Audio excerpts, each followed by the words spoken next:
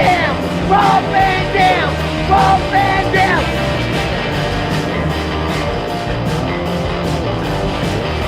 I'm Rob Van Dam.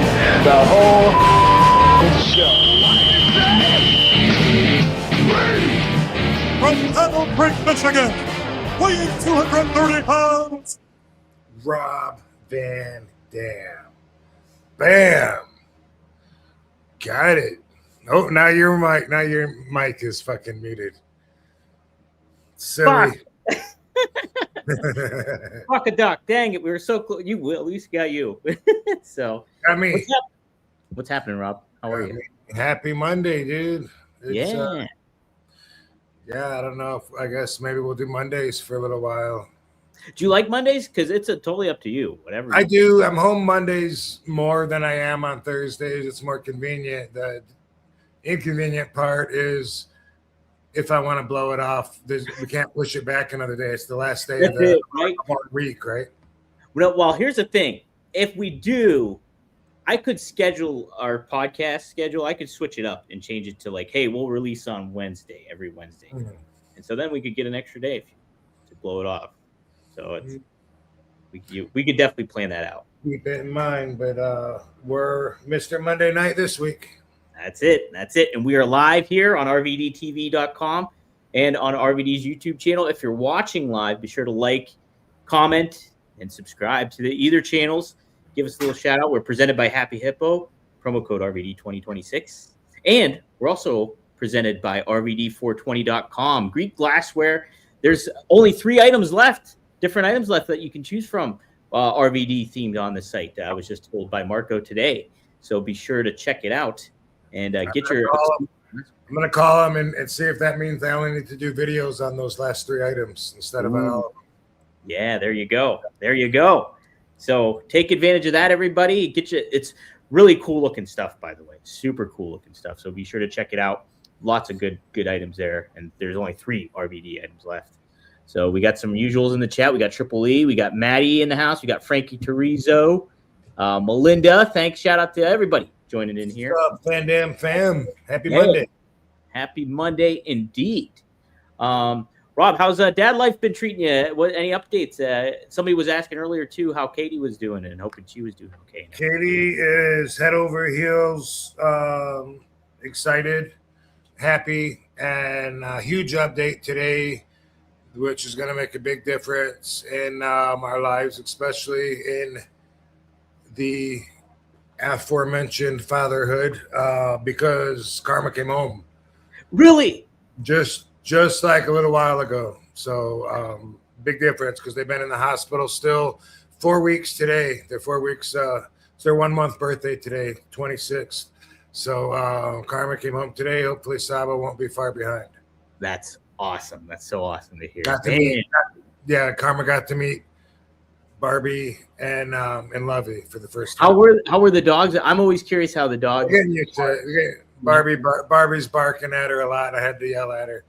Barbie, no. I hate doing the tough love act, but sometimes it's like a fight for power. You know, when you say no, they say roof. You know what I mean? It's you're not gonna win this one, mother. Grab her, throw her against the wall a couple times. You know what animal lovers do. Yeah, whatever it takes. Yeah, right. But they're already getting used to her. That's good. I'm looking at all this. Happy Hippo sent me like a lifetime supply of powder. Ooh, really? Yes. Tickle me pink hippo. Isn't that a cute flavor? So white mango with red mango, green Sundanese, white Moreno, white Thai, red Sumatra, red belly, white mango, and much more. They gave me a whole bunch of just it's all like different parts of the leaf, gives it like the different color. Look, we even got some super mints. Yeah. Big fan of mints myself. And some kratom taffy. Hell yeah. So and more flavors and green mango. So you'll see if you get this, that it'll tell you like what maybe you can expect as far as results out of it. Like the green mango says pro-social, that's what I need for the show, super energy and workout boost. Hell yeah. That sounds like that might be me. Yeah, that sounds like even the shots, by the way. Yep. Convenient. Yeah. So thank you, Happy Hippo. Yeah, thanks a lot, Happy Hippo. Promo code RVD 2026. Yes, Rob. I clipped up today from the Big Vito episode last week, which, guys, by the way, was amazing. Big Vito cracked me up so much during that show. He was fucking hilarious. He was on you. He was on me big time. Yo, stir the coffee. Yeah, that must be an Italian thing, huh? I guess so. But it was neat when he was talking about Ken Patera and stuff, and you were talking about Ken Patera. And then I wanted to ask you, and I think I might know the answer, but I'm curious. From when you were in the ring with anybody, who did you feel was overall like the most strongest wrestler you were in the ring with? Like that really kind of, because he was telling about the story about how Ivan Koloff grabbed his wrist and he was like, holy crap, that's a lot of power behind that guy. Who was that kind of like for you? Well, it was there's been a few. When I was in the ring with Brock Lesnar, I felt like he was like the Incredible Hulk. Like seriously. Like I felt like his strength it seemed unmeasurable just from being in the ring with him, and because he was so amazingly strong. So I'm going to say him as a number one. There was a not too far behind Ryback. Really? Oh, okay. Yeah. I'll tell you what it was, something specific that I did in our match where I did a crossbody out of the corner. I think backwards. I'm not sure. But either way, like I went up and came down and was so short. Like my arch, I was and I came down and I was so low. I was like at his feet. And that motherfucker caught me and just scooped me right up with all my momentum. And I never even touched the ground. And that takes a lot of strength to be able to do. You know what I mean? Mm-hmm, for sure. Like imagine 235-pound barbell being thrown at you, and you bend down and you catch it right before it hits the ground. And when I was in All Japan, Doug Furnace, definitely.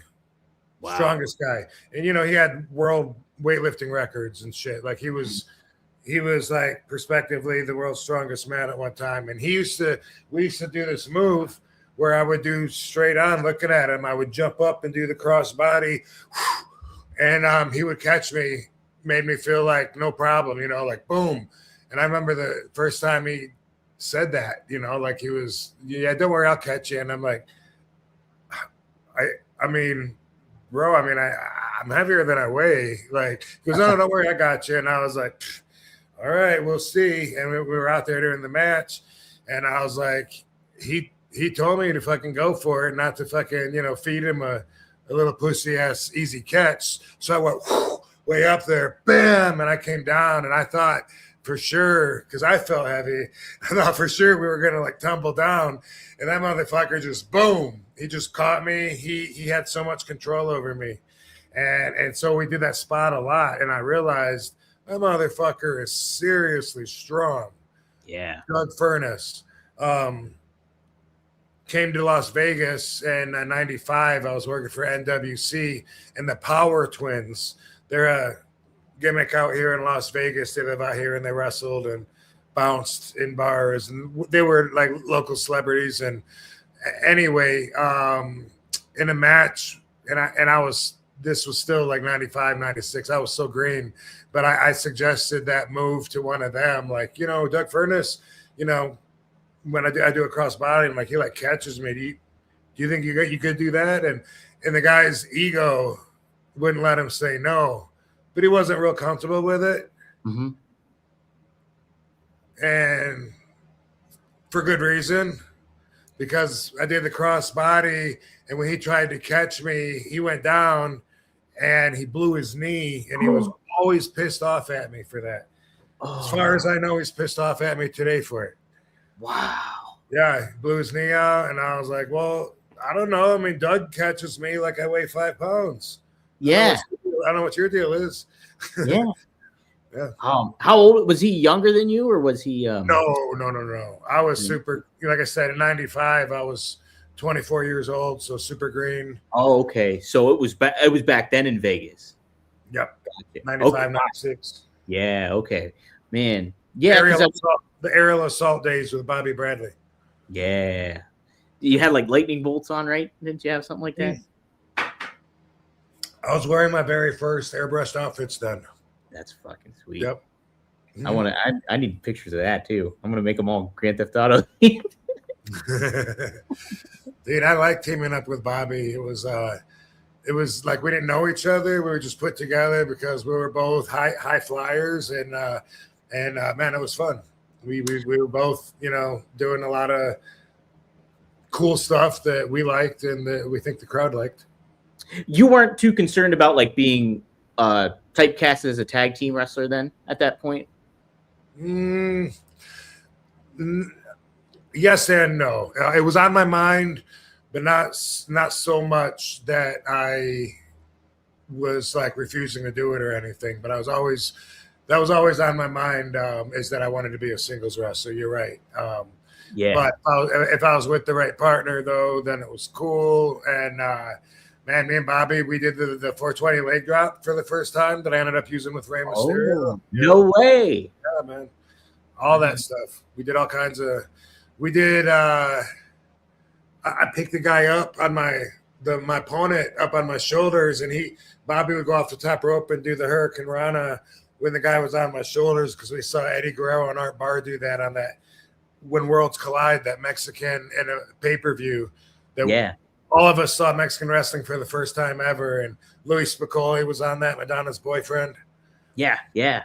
We saw that move, and we were like, you think you can do that? Fuck yeah, let's do it. But we weren't much into taking other people's moves like throughout my whole career, but that was one that we saw, and we did it once or twice. Yeah. Let me ask you this. When I had, like, I think I told you off air, when I had Danny Doring on, he was talking about like being at the ECW school and how they didn't really teach you how to sell. Like everybody kind of had a tough exterior on them.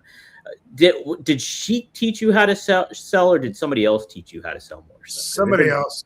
Would. Yeah. Somebody else. Yeah. Somebody else would. Okay. I was curious about that.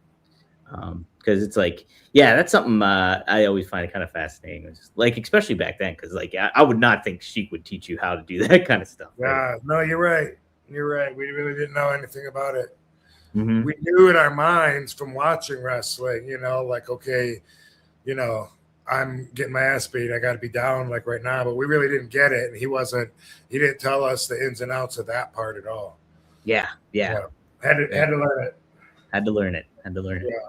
It was actually Ron Slinker, the guy that gave me the name Rob Van Dam, and the guy that started booking me in '91, that took an interest in me, that told me all you got to do is like learn how to sell and you'll be like a total package. That's what you need now.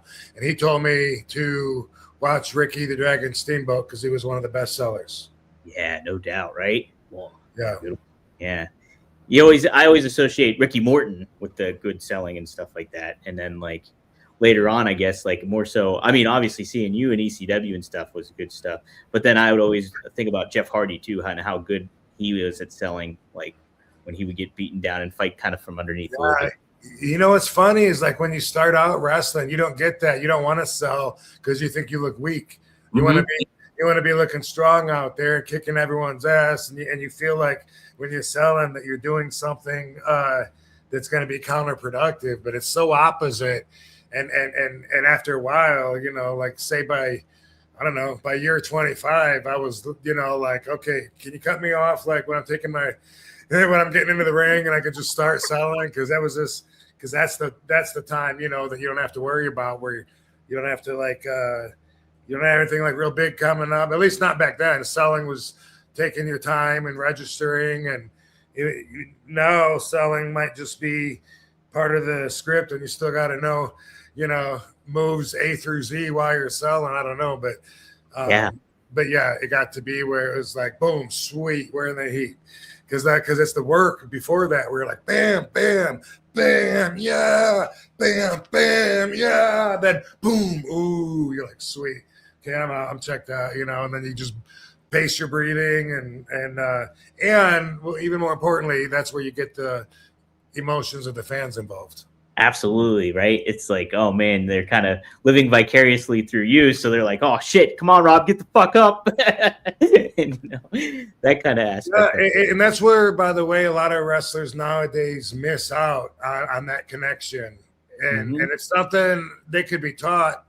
But I don't think they care because they're not taught it, so they don't have to do it, so they don't, I guess. Yeah. But it's the whole thing with like the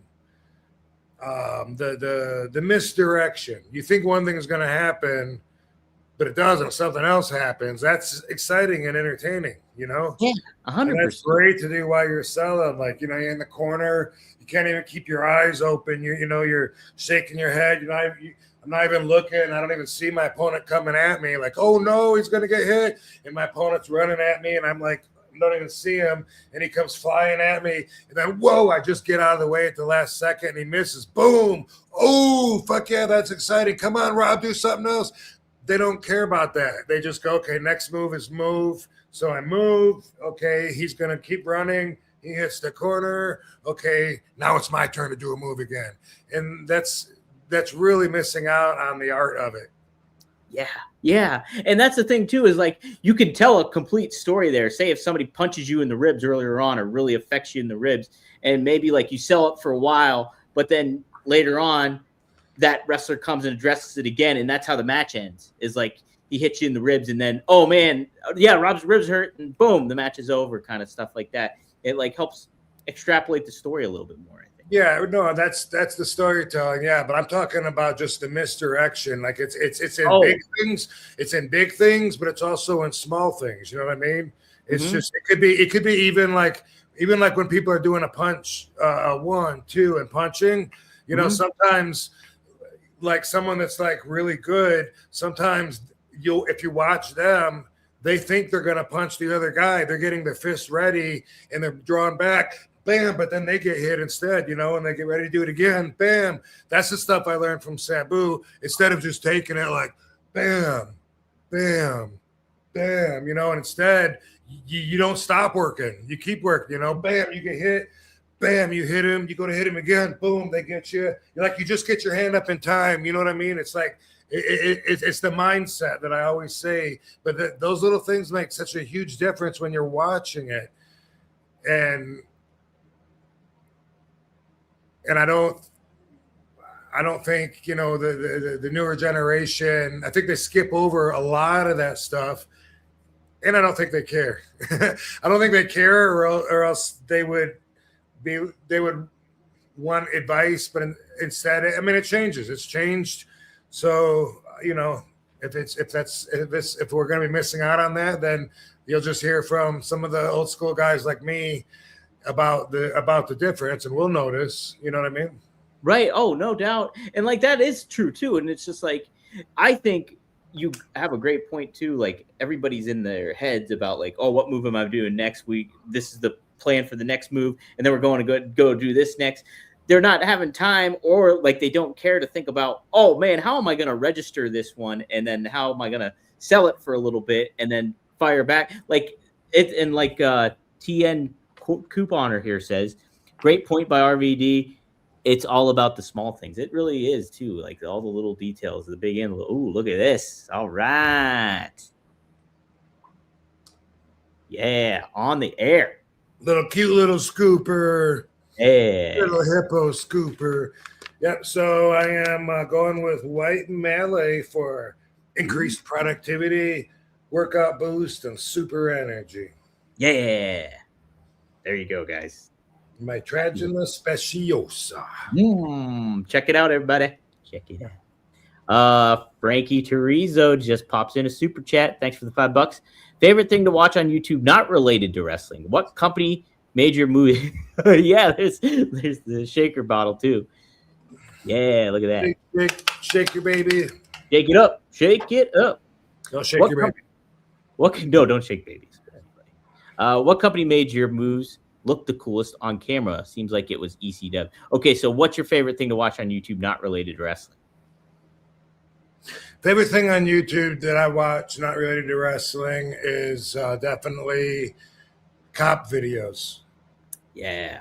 Watch pretty much every day for a long time. I got a lot of channels that I subscribe to, so every day I look through to see if they've posted a new video or the newest one that they've done, if I've seen it. And there's some lawyers that I follow too that discuss the same arrests from the police videos, and sometimes there'll be an incident that happens, and then it gets covered by like so many different sites in the same field. Like whether it's law students, cops, ex-cops. There's a few ex-cops that I follow that'll tell you and show you about police videos when police are not being lawful. They think they are, and I find that stuff very interesting. It's all about civil rights and the knowledge of that, or supposed knowledge, misunderstanding of it. Oh yeah, and there's a lot of that too. Both hand in hand for sure. Yeah, check it out. The whole subject is called First Amendment auditors, but it's not just about the First Amendment. It's about the Second Amendment. It's about the Fourth Amendment, a lot about the Fifth Amendment. But they're called auditors. Cops often seem not to like them because cops are used to just people doing whatever they say because people are scared of them. So they always just say, well, we always identify people when we talk to them. Well, I'm not going to ID unless I've committed a crime. Do you suspect me committing a crime? Well, I didn't say you committed a crime. We're out here because we got a call. So the fuck what? For them, that's all they need. They just say, we got a call, so we got to identify you. Not according to my rights. Yeah, it's true. It's important for people to know and to push Absolutely. Back. No, because we're all taught to kind of like, hey, please pull you over. This is what you got to do, and you got to adhere to this, and you automatically just kind of think, okay, this is the nature of the beast, I guess. You got to make the right decisions, but what is the right decision? What? A lot of videos that I watch, the people just overtalk so much. Like they think they're going to be friends with the cop. Yeah. Usually a female, but they'll be like, well, the reason I pulled you over is because your tail light is out. You got a license and registration? Oh my God, is it? That is so. Oh my God, because like I just had that fixed. I got pulled over last week for it, and I got it fixed. I can't believe it's out again. And they just start, like trying to, like they think that it's a social call. It's not. Yeah. They're there to try to find something to use against you. Yeah. Oh, 100%. Right. So you owe it to protect yourself. It's not being rude, and you don't have to be short. You could just, no offense, officer. I don't want to answer any of those questions. I don't want to have a conversation right now. Yeah. That's it. Where you headed? Where you headed tonight? Where you live? Officer, I don't answer questions. There's so many. I got. It's empowering at first if you haven't watched those videos. Mm-hmm. Especially like when they pull up to an immigration point, which is unconstitutional after to a certain limit. Like they can have a short detention. They can't just without reasonable suspicion just stop you, detain you, and start asking you questions and make you answer. That's not constitutional. Like, so, but when this kid, he's a lawyer and he wanted to prove a point. And so he goes through this immigration point and just doesn't say anything. The guy's like, hey, you want to roll your window down? And he's just like, He's like, "You want to roll your window down?" And he just like shows his ID up to the window or something. And the guy's like, "Hey, hey, you can't be filming me."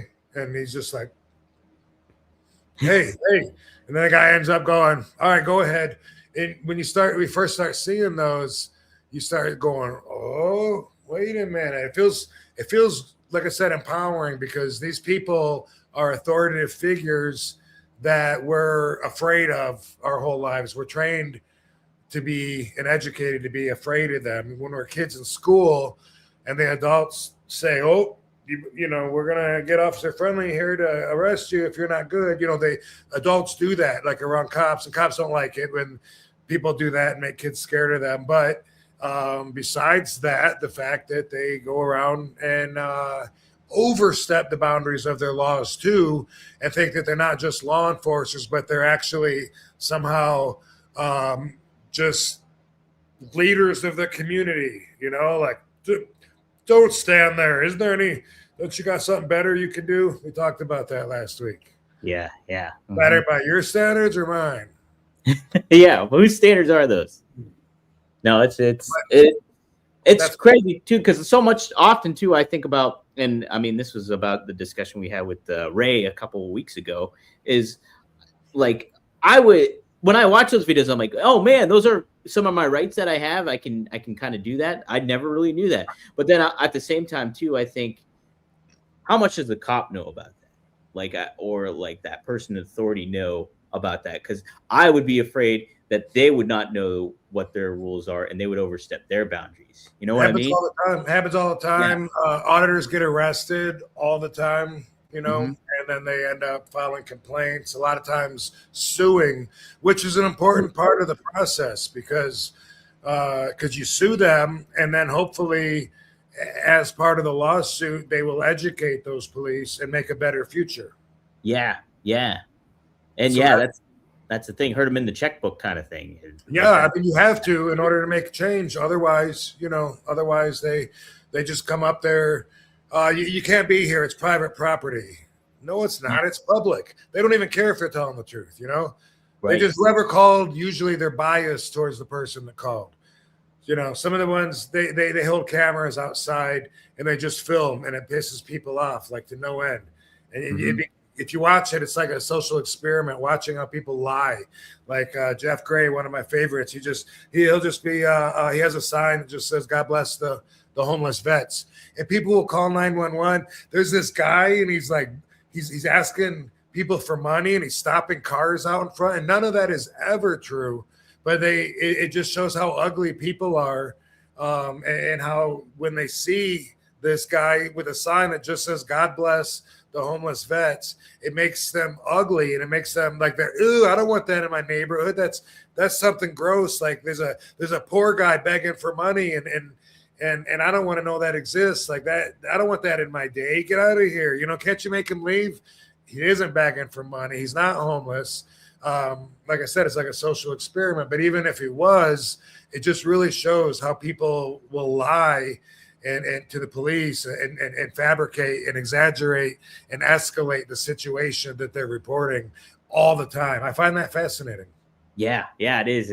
And what a social experiment that is too, because people surprise you. I mean, if you are around people enough, they will ultimately not, because people can do anything. But it's just like some of the stuff that they do is so head scratch. Even like the snowstorm happened, up here in the Northeast, and I was at Whole Foods working, and I heard a story about like this woman. She wanted to get ahead in line because all the lines were packed like ahead of the storm, and like what this woman apparently did is she would stuck her leg underneath the guy's cart and acted like this guy ran over her leg so she could potentially move up in line to skip the line. And she got caught doing it. It's just like, wow. Like people go to that length just for something as minuscule as that. Yeah. That's why, thank God, there's cameras everywhere. Right. Transparency is so important. And definitely when it comes to our rights and cops doing their job, because without your copy of the situation on film, what do you got? You got his word. and his word's gonna win, and his camera is gonna his footage is gonna get edited or lost. Right. So right. it's real important. I'm glad that there's cameras everywhere. I hope that doubles in the next several years, and people can't get away with any of their fucking crimes. Right. You're doing that out in the open and stuff like that. And like, yeah, I mean, like we texted about that ICE situation that went on in Minneapolis again. And like, there's several camera angles of what went down with that too. And that's bonkers as well. So it's good stuff. All right. Frankie had a second part to that question. What company made your moves look the coolest on camera? Seems like it was ECW. Yeah, it was ECW.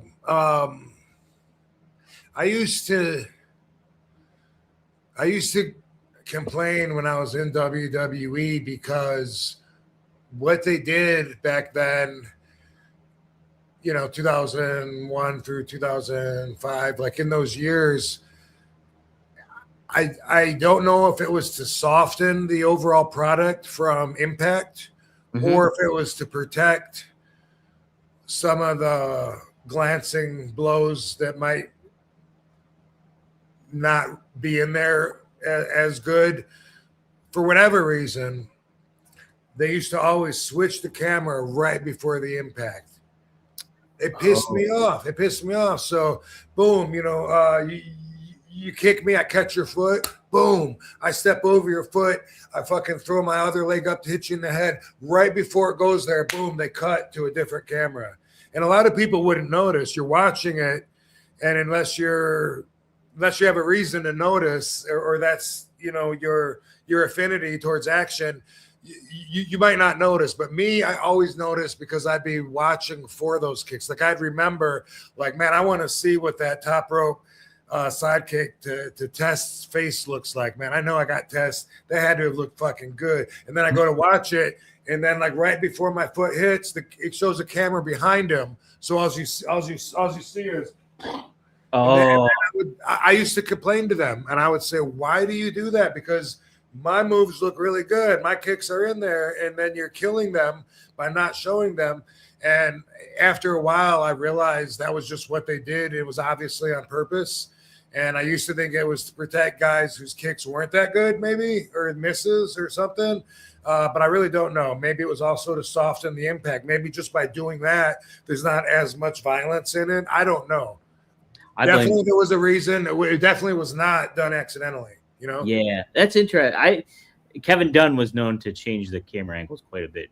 I hated it. And with ACW, of course, one, I didn't notice it if they did do it back then. I wasn't as experienced, but I'm pretty sure they didn't, because I used to watch the shit out of ACW and rewatch my stuff because I was still young and learning and doing new shit every week. So during all that, that doesn't seem like that was a factor at all. So yeah, ECW was the best showcasing for that reason and many more. Shout out to Charlie, the cameraman for ECW. Ron and Charlie. Yeah, hell yeah. Both those guys.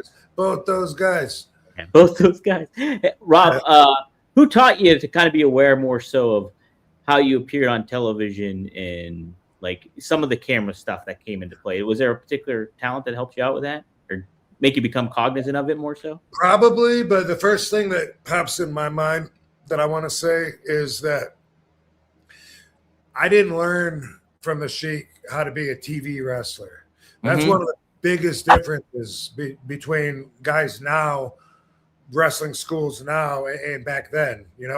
We were taught the basics, and to learn and go over the basics until you had a solid foundation, and then you could escalate on your own by adding talent and things that you learn along the way.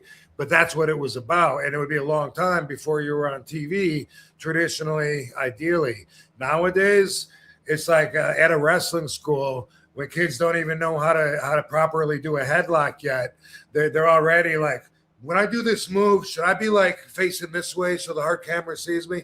Anytime anybody asks me that, I just say, what the fuck are you talking about? I never have a good answer for that. Like people ask me that, like it'd be people I'm working with even, I mean, a lot of times, as far as I'll go, is if like someone says, "Hey, are you doing any dives out of the ring? You know, and are you going to do that thing on the guardrail? And which side do you think you would do that on? Just I just want to know." I might be like, maybe that side, but the way I got taught, me and Sabu used to say, our answer was, "I don't know. I'm not in the match yet. Yeah. How am I going to know if I'm going to dive out of the ring or not?" That was the way I got taught. That was the way Sabu answered them in TNA during my 2010 through 12 run in TNA. I heard Sabu tell them so many times. So that time during that run, they were slowly breaking me down from my kayfabe training because they always wanted to tell the cameramen to watch out for something. If you're going to do a dive or something, I just want to be able to tell the cameraman. But me and Sabu would stand there and argue with them and be like, "Well, I don't know. How do I know what I'm going to do tonight? Don't you have a camera on every side of the ring? Catch it. And I never really traveled real far beyond that comfort zone. Like, I think the cameras should capture me.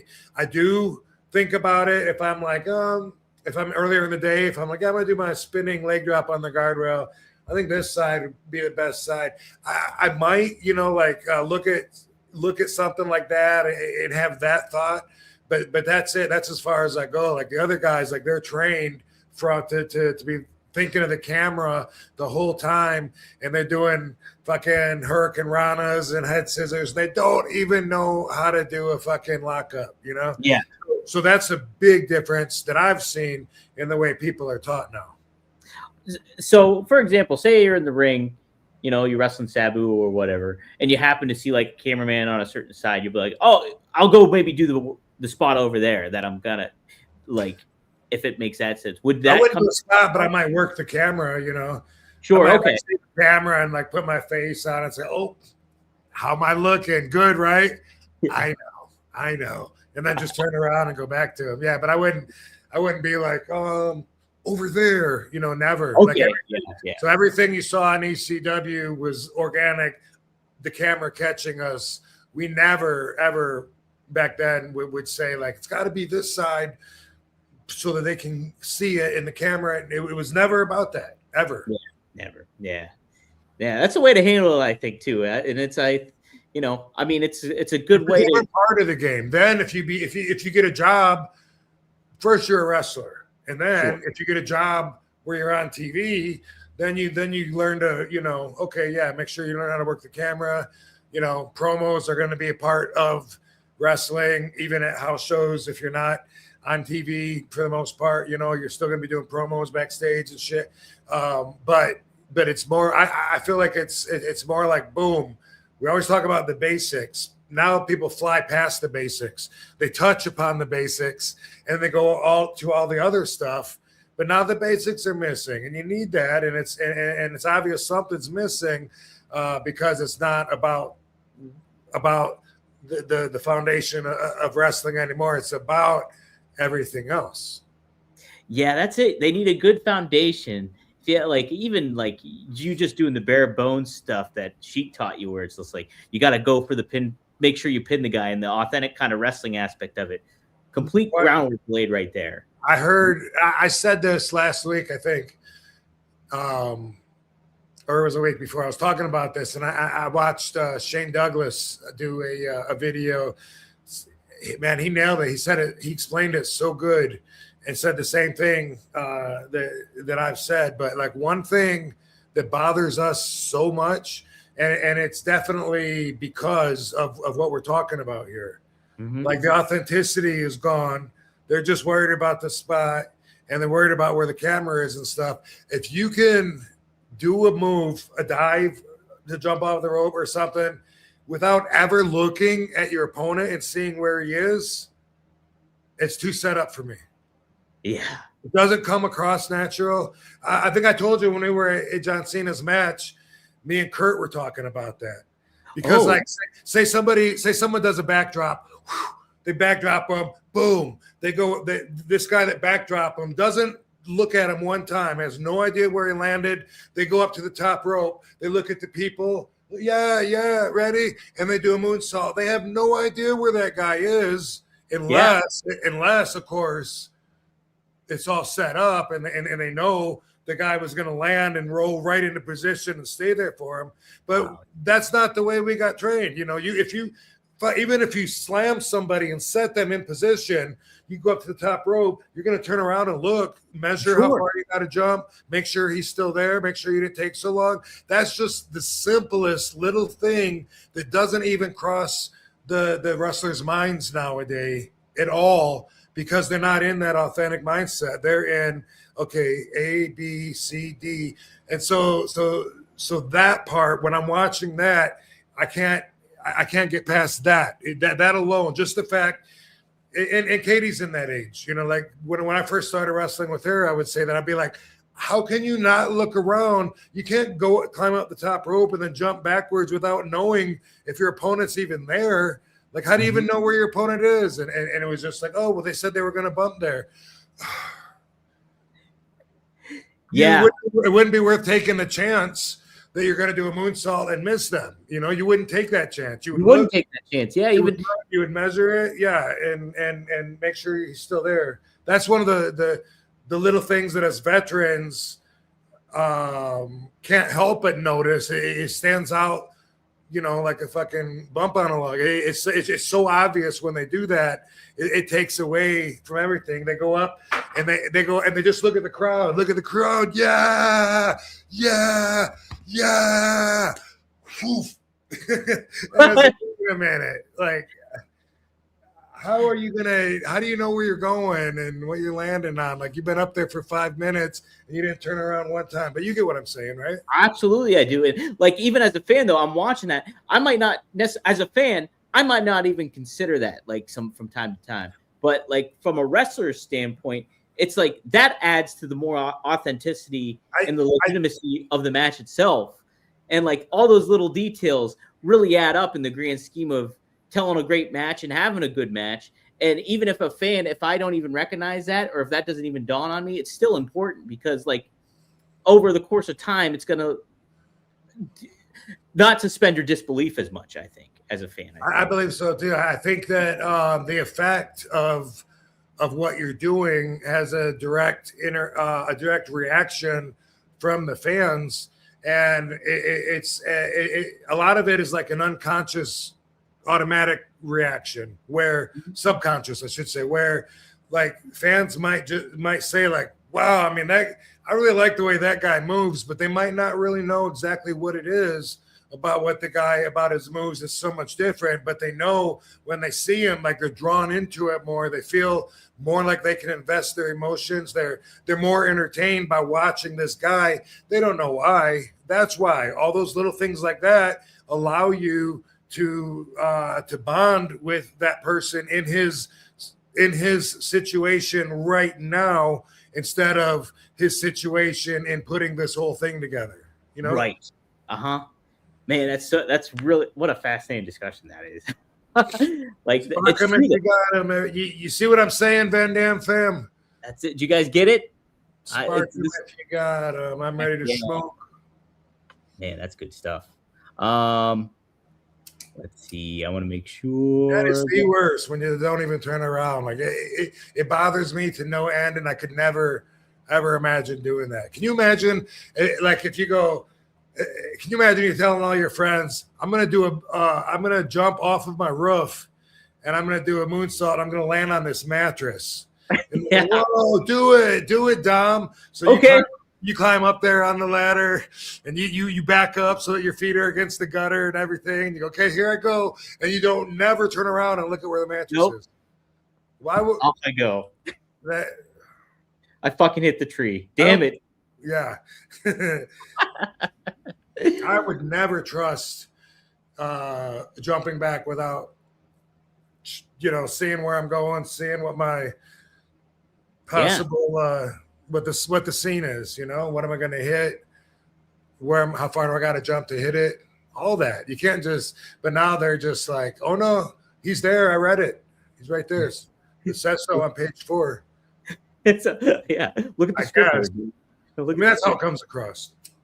It's neat too that you and Kurt were talking about stuff like that, is because Kurt, like, if people don't know, like, obviously he wasn't a pro wrestler. He was an Olympic wrestler. And so he's had this regimented schedule and like everything was structured and everything.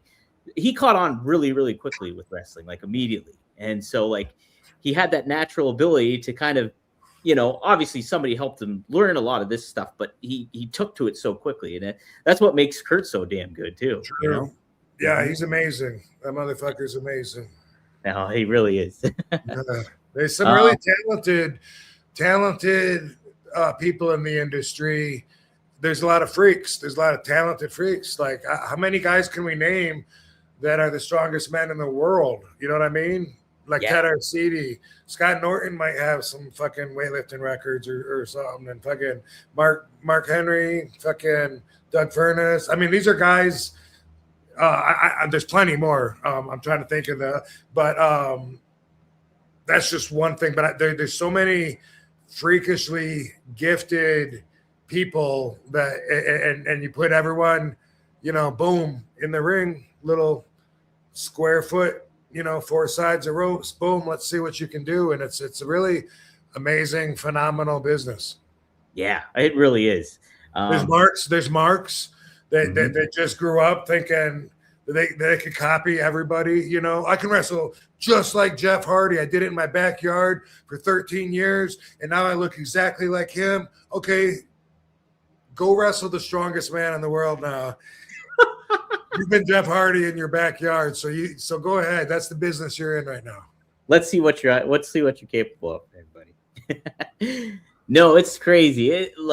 And I was interviewing a younger wrestler this past week, and I was talking about like how pro wrestling is such a catch-all for an entertainment aspect of things, because you have the sports component to it, you have the athleticism component to it, but you also not only have that, but you have the music element, you have television, you have film. All this stuff comes into one huge product that makes it a big catch-all product that can make it entertaining for anybody, I think, in a lot of ways. And I mean, to go even a step further, the fact that WWE is so big, they are a leader in so many things, entertainment-wise, that we don't even know about. You know what I mean? I think they're one of the top graphic designing businesses. And it's a wrestling company, but there's things like that, like video production and stuff. Like they have that shit mastered, and they're the best at a lot of that stuff. And it's just because they're so fucking big, and they got the support to keep growing. And think about this too, Rob. They were one of the first like live streaming kind of, to really embrace the streaming aspect of it. Like WWE Network was at the forefront of a lot of that stuff before. I mean, you had Netflix and you had certain stuff like that, but to come up with their own streaming subscription service, now every channel, network, program has their own streaming service now, and it's like WWE's always on the cusp of like, hey, we'll try it out first, and then MLB Network starts up, and then all this other stuff keeps going. That's true, man. They're fucking leaders. Yeah, no doubt about it. No way. By the way, that reminds me, WrestleMania 2, this was way before pay-per-views. Well, not way before. It might have only been a year before pay-per-views, but it was before we had things like that. And so it was WrestleMania 2 was broadcast through something called, the fuck do they call it? Closed circuit TV. Circuit, yeah. And so they could broadcast it, but not everybody could pick it up. But they had certain towns that would pick it up, and they sold tickets. And marks like me bought a ticket just like it was a live wrestling show, sat in the arena at the Kellogg Center Arena. Yeah. Probably paid as much to watch, actual live wrestlers, but we were watching a big fucking movie screen, and we were so happy and excited to be there. It felt like we were watching a live show. Yeah. Closed circuit TV. That was the predecessor. Yeah. And you think about this too. Nowadays, like yesterday with the NFL games were on, the Rams are playing in Seattle. Well, at the SoFi Stadium in Los Angeles, they were airing the game in SoFi like that. Like, so people at the arena. at the arena. Yeah. During another game, or yeah, the game is airing in Los Angeles while the game's being played in Seattle. So all the Rams fans were watching it there. And in Seattle, while you're watching the LA team play, there's not another Seattle team game going too, right? There's just one game. No, it's that. So the Rams, the Los Angeles Rams, are playing the Seattle Seahawks in Seattle, and so the LA Ram fans back in Los Angeles were watching the game on a big screen in that stadium.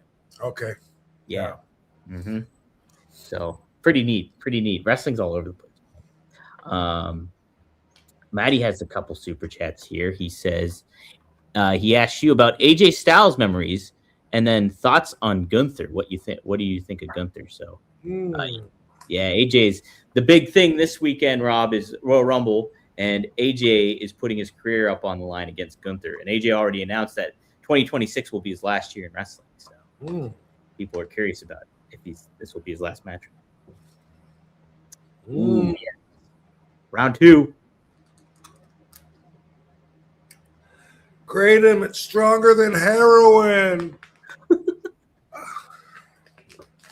I don't know if we talked about this or not, but you know where that comes from but there is a byproduct of kratom called hydroxy something, and anyway, it's a concentrated byproduct of kratom that's way stronger. Oh. I've only seen it in pills, like chewable pills. Mm-hmm. But I think if people come across that 7-0, I think it's called hydroxy 7-0, and if you come across that and you think that's this, then you would feel like, oh my God, it's so strong. Like kratom is dangerous. That shit is really strong, and that's not to play around with if you're an amateur. So I found that out. It's really strong, concentrated for just like, you can compare weed. I got grass, it's weed, but you can also take the concentrated THC crystals and melt them down and make it into a really strong wax. And it's not the same thing at all. It's not going to feel the same. It's a lot more powerful. They did do that with kratom. It's called 7-hydroxy-O, I believe, some form of that. And just FYI, they're right. That is really strong. I could take like half a pill and feel it like all day. When I say feel it, I mean like it would make my pain go away. And I would feel like I was on pain pills, but I wasn't. It was just this kratom product, Yeah. Okay. So I'll have to remember that then. The hydroxy. I know my buddy in college, he took a product called Hydroxy Cut. I don't know if it's like different. Yeah, that's totally different. Totally different. Okay. We all took Hydroxy Cut back in the day. Oh, did you really? Oh yeah. Oh, okay. My buddy had a bad allergic reaction to it. Really, he had to go to the hospital. Wow. So yeah. Okay, good to know then. So. What are your AJ Styles memories, Rob? AJ's always been really cool, good guy. I met him, I believe, when I was in TNA, and I wrestled him there. I think I don't know if this is just in my head or not, but I suspect that he probably dreamed of having more of a fantasy match with RVD than we had. Mm-hmm. I mean, I get that a lot. I mean, if you look at my social media, like, oh, dream match, you got to wrestle Ricochet. Oh, dude, I want to see you and this guy. And it's like, yeah, that guy's 35. I'm 55. The biggest difference, I think, in that is the hunger, like 20, 30 years ago, I wanted to go out there every night and just steal the whole show and make sure that every single fan was just like blown away and doing everything I could physically and possibly do to make that happen. And that's how I was back when I was the whole effing show in ECW. I was like, I'm not going 8 minutes. I'm going 38 minutes, you know? Right.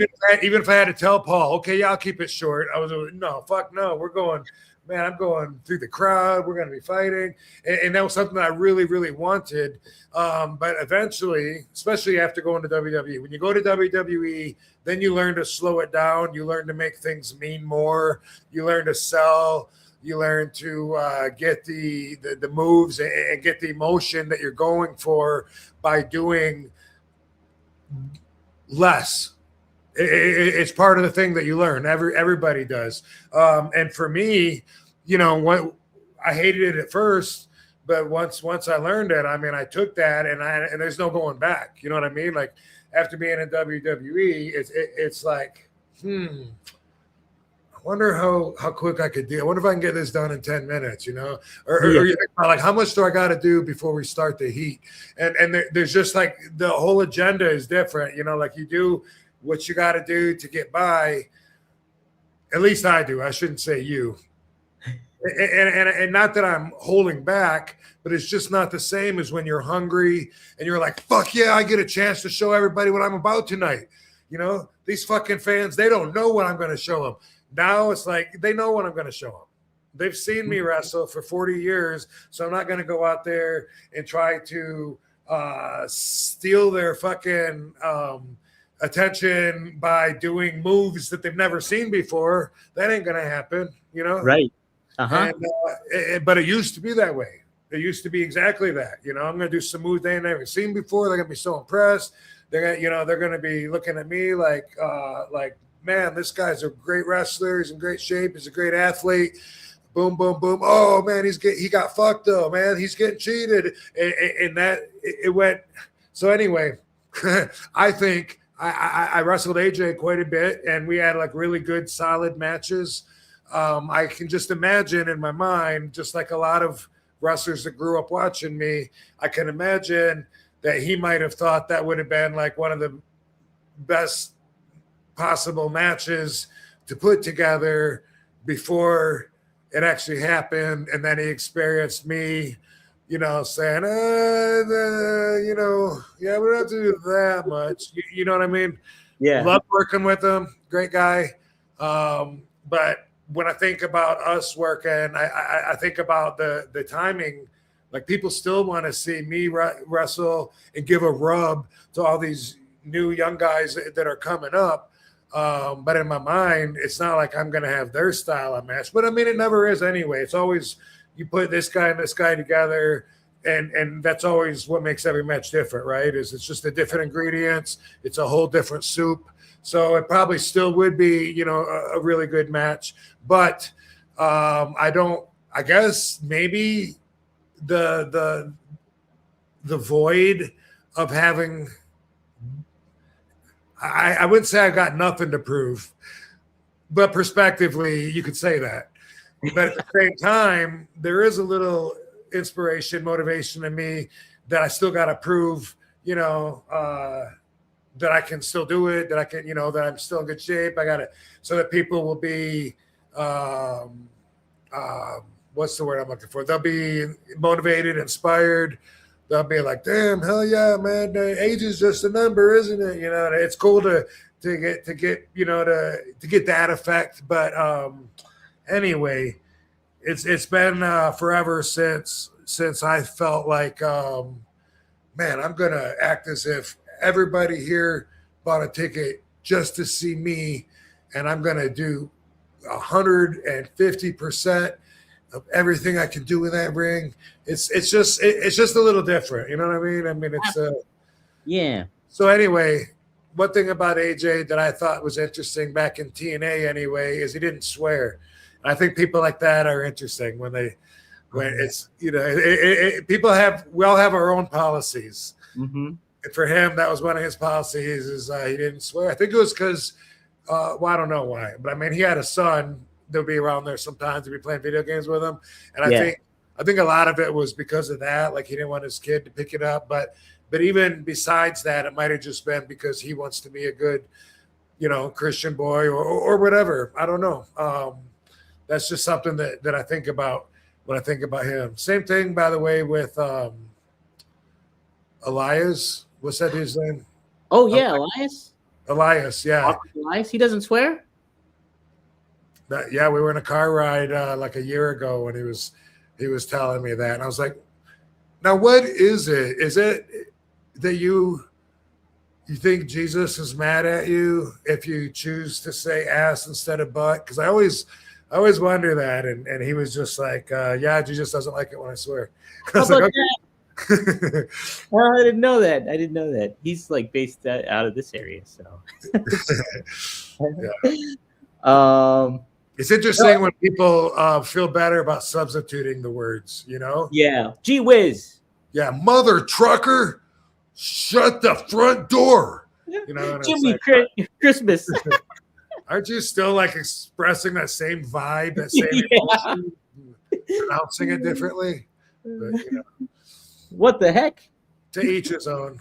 Yep, no doubt about it. Well, what the heck? That's not as bad as saying you cork sucker. Cork soaker. You cork soaker. Yeah. Well, this is kind of interesting because I have two things that kind of branch off of that I have quotes from. Chris Jericho last week. I don't remember where the interview was, but he had a quote about ageism, Rob, and it says, "It's never too late. Ageism does exist, and you can't worry about it. Your age is your age, but you can't worry about it. It's not a death sentence to be in your 50s, right? Or 60s, 70s. There's still time to do things." He continued, maybe you're not going to have a career like the Rolling Stones, but you can still do it. Write a song, record a song, audition for parts, all that stuff you can still do. The biggest detriment to success is ourselves. Why not do it? Somebody's got to do it, so why don't you? So I thought that was pretty interesting because we always talk about like how like, age is kind of just a number in a lot of ways, and it shouldn't pigeonhole you into thinking you have limitations or anything like that from time to time, depending on the person. Well, I mean, you're going to get a funny look when you're going to 6-year-old birthday parties. Oh, yeah. You have some limits, Yeah, that's true. That is a good point. Sir, did someone invite you, or what are you doing here, sir? I just love kids. Oh, my God. Hey, Jericho is an interesting he's an interesting I don't know. Let's just say an interesting performer right now. We've talked before about this. He has an incredible work ethic. You know what I mean? Like he seems like he'll do anything but stay at home for a night. You know what I mean? Like he's with his band and with the wrestling, and he's got the cruise, and he's got he's on VH1 all the time and narrating for Dark Side of the Ring, and he seems like he really works a lot, and that's nothing new. That's always been that way. Mm-hmm. Now he seems like he's one of the most talked about names right now. Like he's in a position now where it seems to me like he's as hot as he's ever been.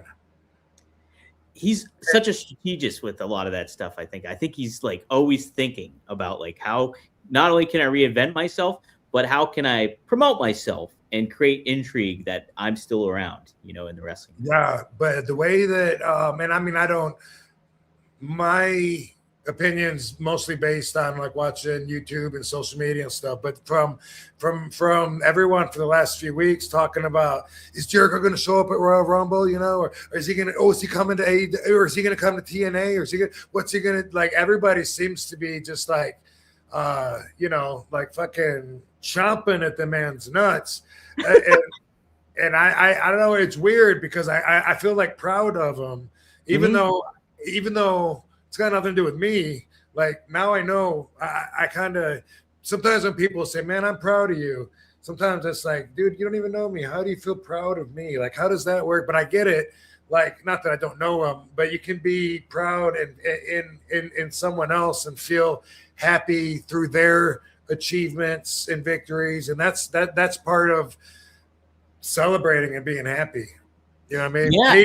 Katie's the best at that. Like a lot of guys, if you have, like, if you're looking at hot girls on Instagram on your phone, and then your girlfriend or wife, says, hey, what are you doing? A lot of guys go, oh, nothing, because they don't, you know what I mean? They don't want them to feel insecure or jealous or whatever. But Katie, like, I knew, like, right away, like, if she saw that, she'd be like, oh, she's really cute. Give her a heart. Give her a heart. You need to support her. She's cute.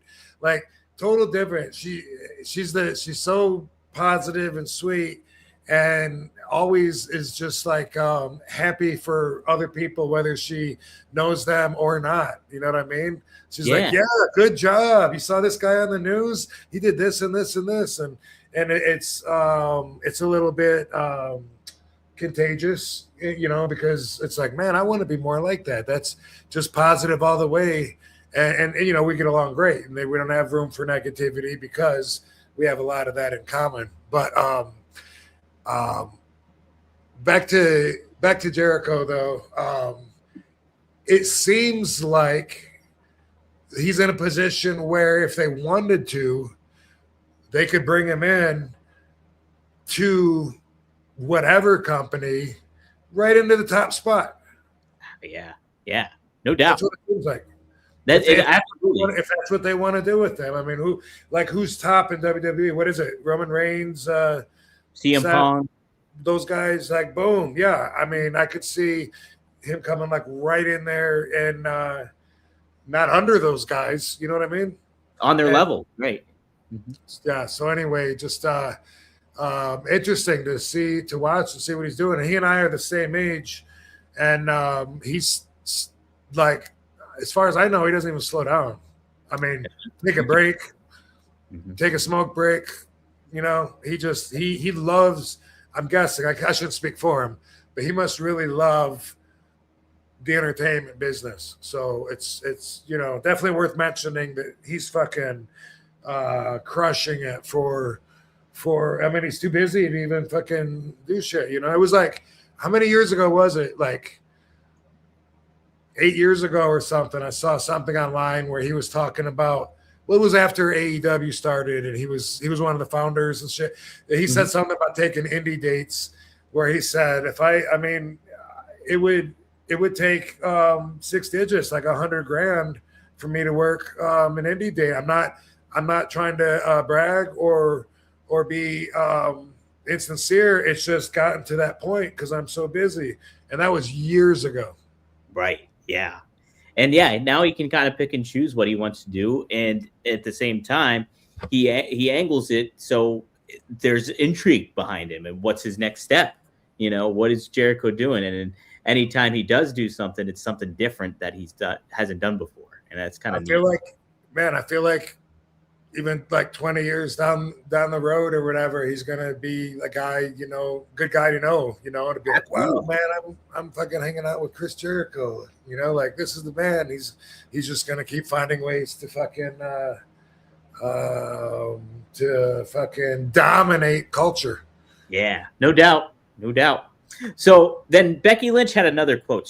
I think this was an interview with Billboard, and you just mentioned about you basically you could think about like that. You've proved everything that you needed to prove, and like she's already done a whole lot in WWE, and everything has been there for like 15 years or whatever it is.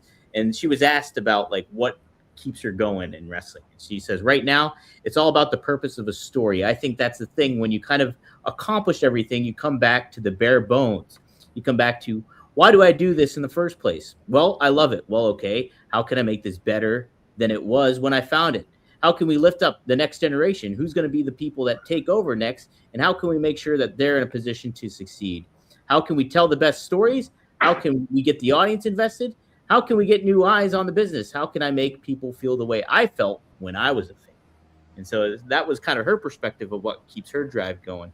Could you kind of see a little bit of that, Rob, about like what she had to say in regards to maybe keeping her moving at this point in time in her career? Yeah, I mean, it sounds. I'm sure we all got our own perspectives of why we do what we do. You know.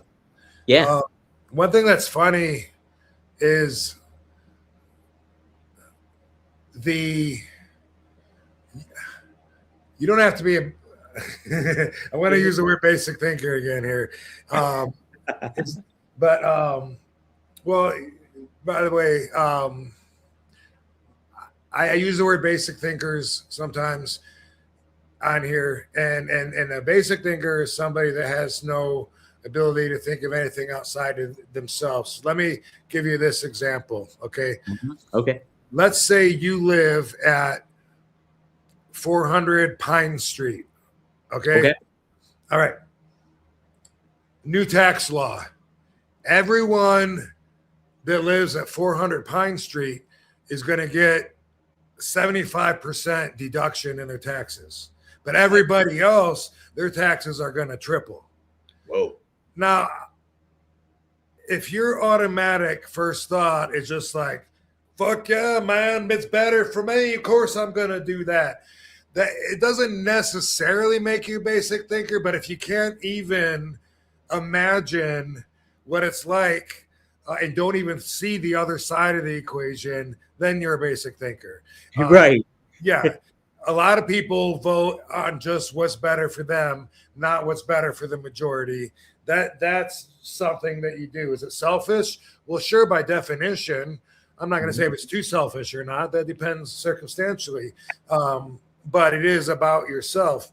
But something like that, people, basic thinkers can't even think it. They would just like, fuck yeah, no, 400 Pine Street. That's my address. And that's as far as their thoughts will go. So anyway, Stevie Richards is a basic thinker. He told us. He let us know. He was proud of it.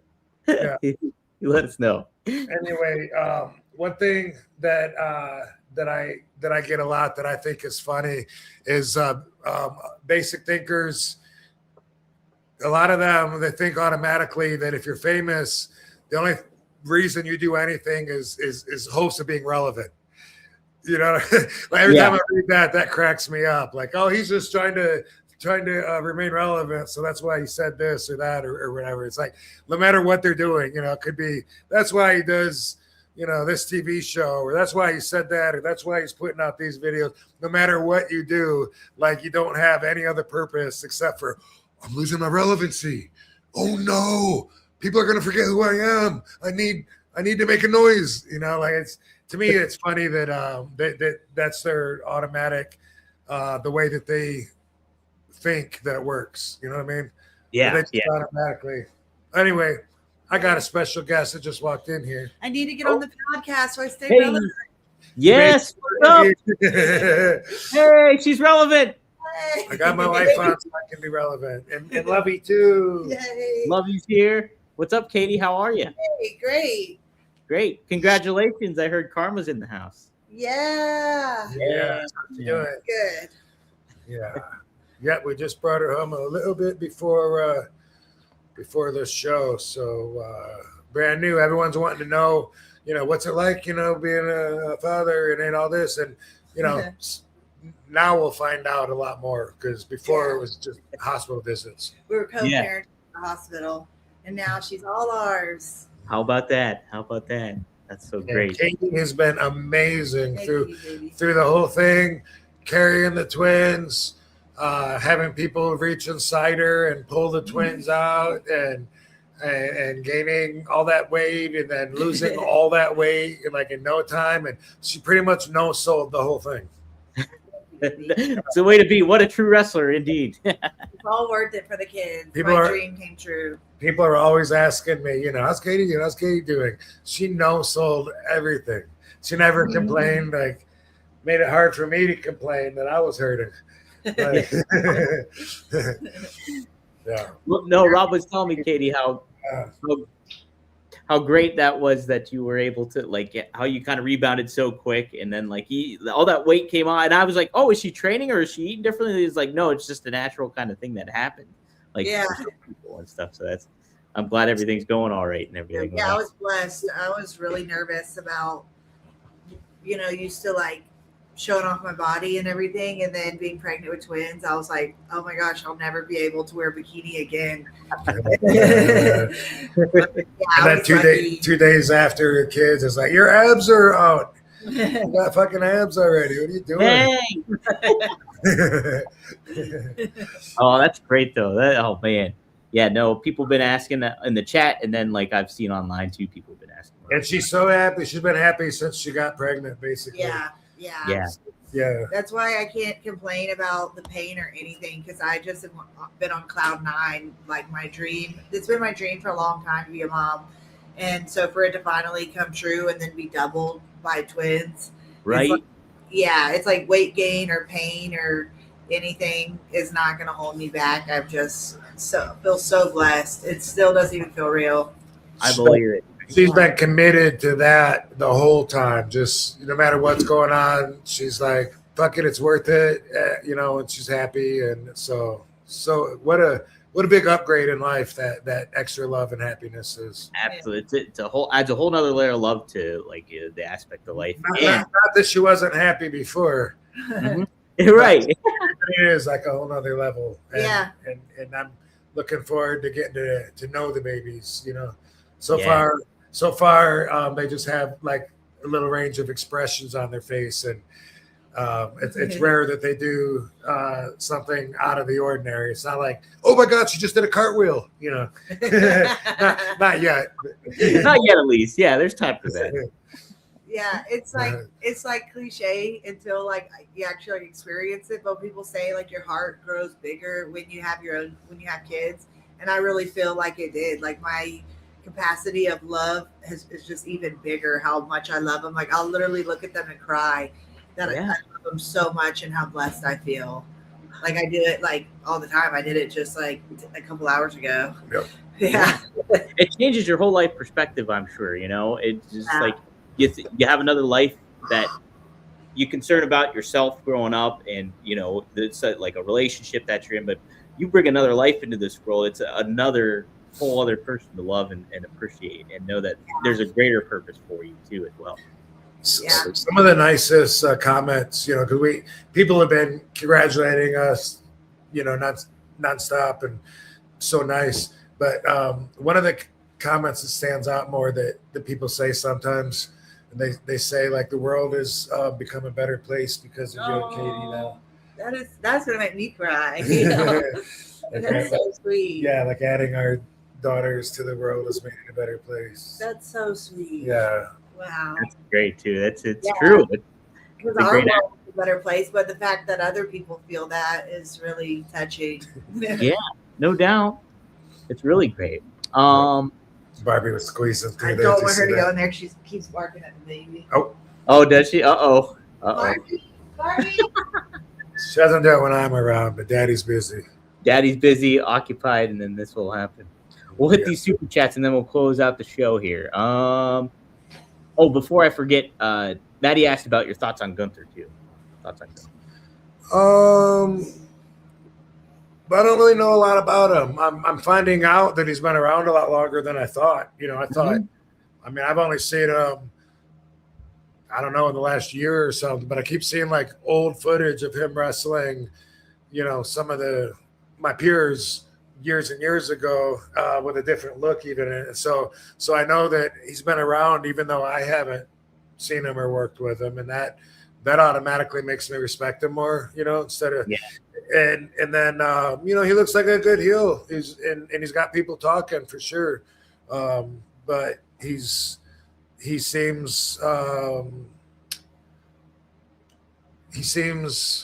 not convincing. What's the word I'm looking for? Convincing.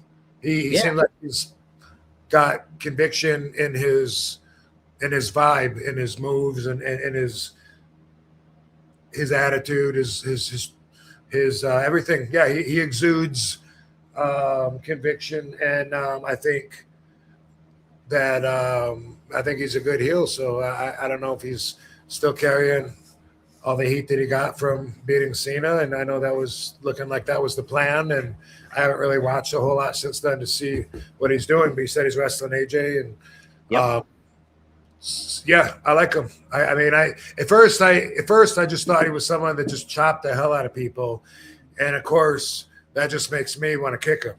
Yeah. Yeah, right. No, I mean that's sometimes is great matches. You know what I mean? Mm-hmm. Like that's why me and Bob Holly had such great matches, because I was watching him be so stiff beating the shit out of everybody. And then all of a sudden I'm wearing the ECW flag again.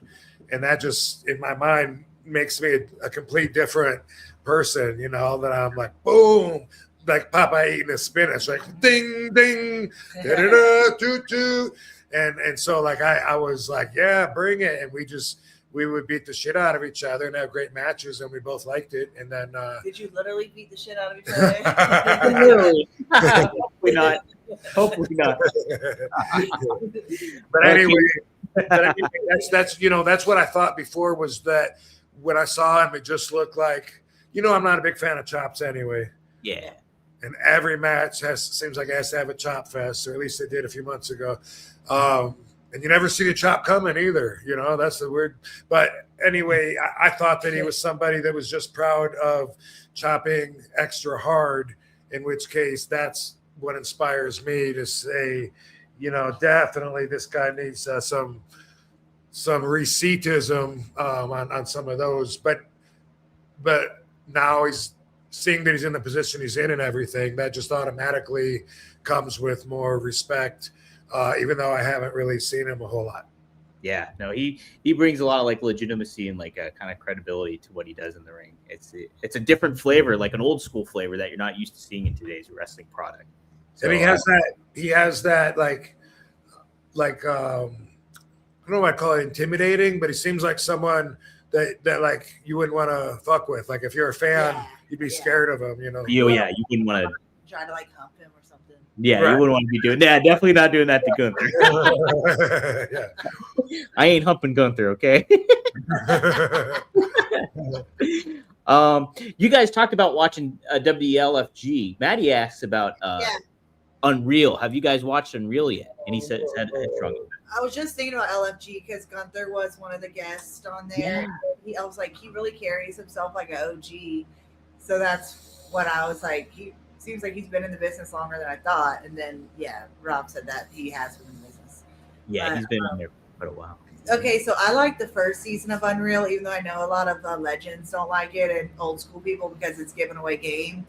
Yeah. But then we just watched an episode of the second season, and that feels more like it's like biographies. What I saw was more like, reminded me of WWE biography. Like they just go in and talk a lot about the wrestler instead of like the first season seemed like they talked more about the wrestling business. Yeah. That's a great way to put it too, because Nash was talking about it on his show, and he was saying how they were focused on like Seth and Becky. And like everything. I was like, I want to learn about other people too. Yeah. I watched the R-Truth one. So I learned a lot about R-Truth, but it was like the whole thing is about R-Truth, kind of not before, where the first season's like breaking down the business. Like, okay, we do this to get ready for WrestleMania. This is what goes behind putting together WrestleMania.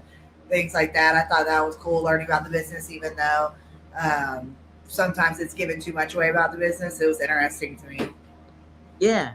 I haven't watched it yet, and I'm partially of that. Like, I don't want to see how the bread's made, like basically, like even in the immediate, because it's like this stuff just happened like months ago, and they're already telling you how it's all been cooked up in the scenes and stuff like that. So I've been really kind of apprehensive to kind of get into it, but like Nash did like it too for the kind of what you were saying, Katie, is like almost like the biography aspect of it all. Yeah.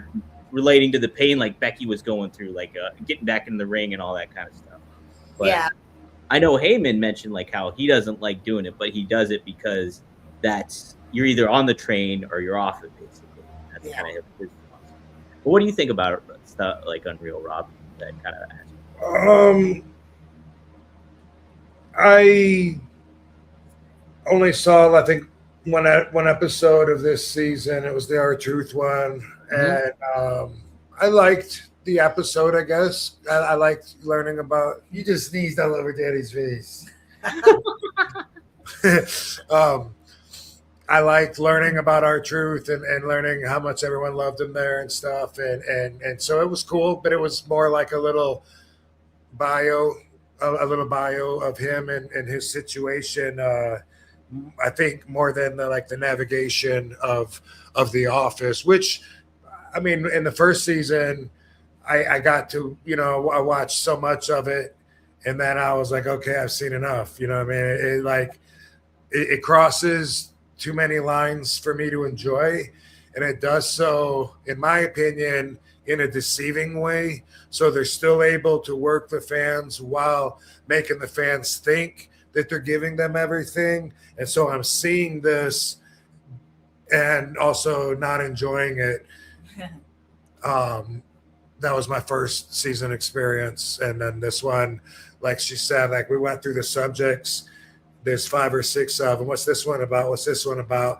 And like 3 or 4 of them were about Seth and Becky. And so I was like, is their story like intertwined like through the whole thing, or does it?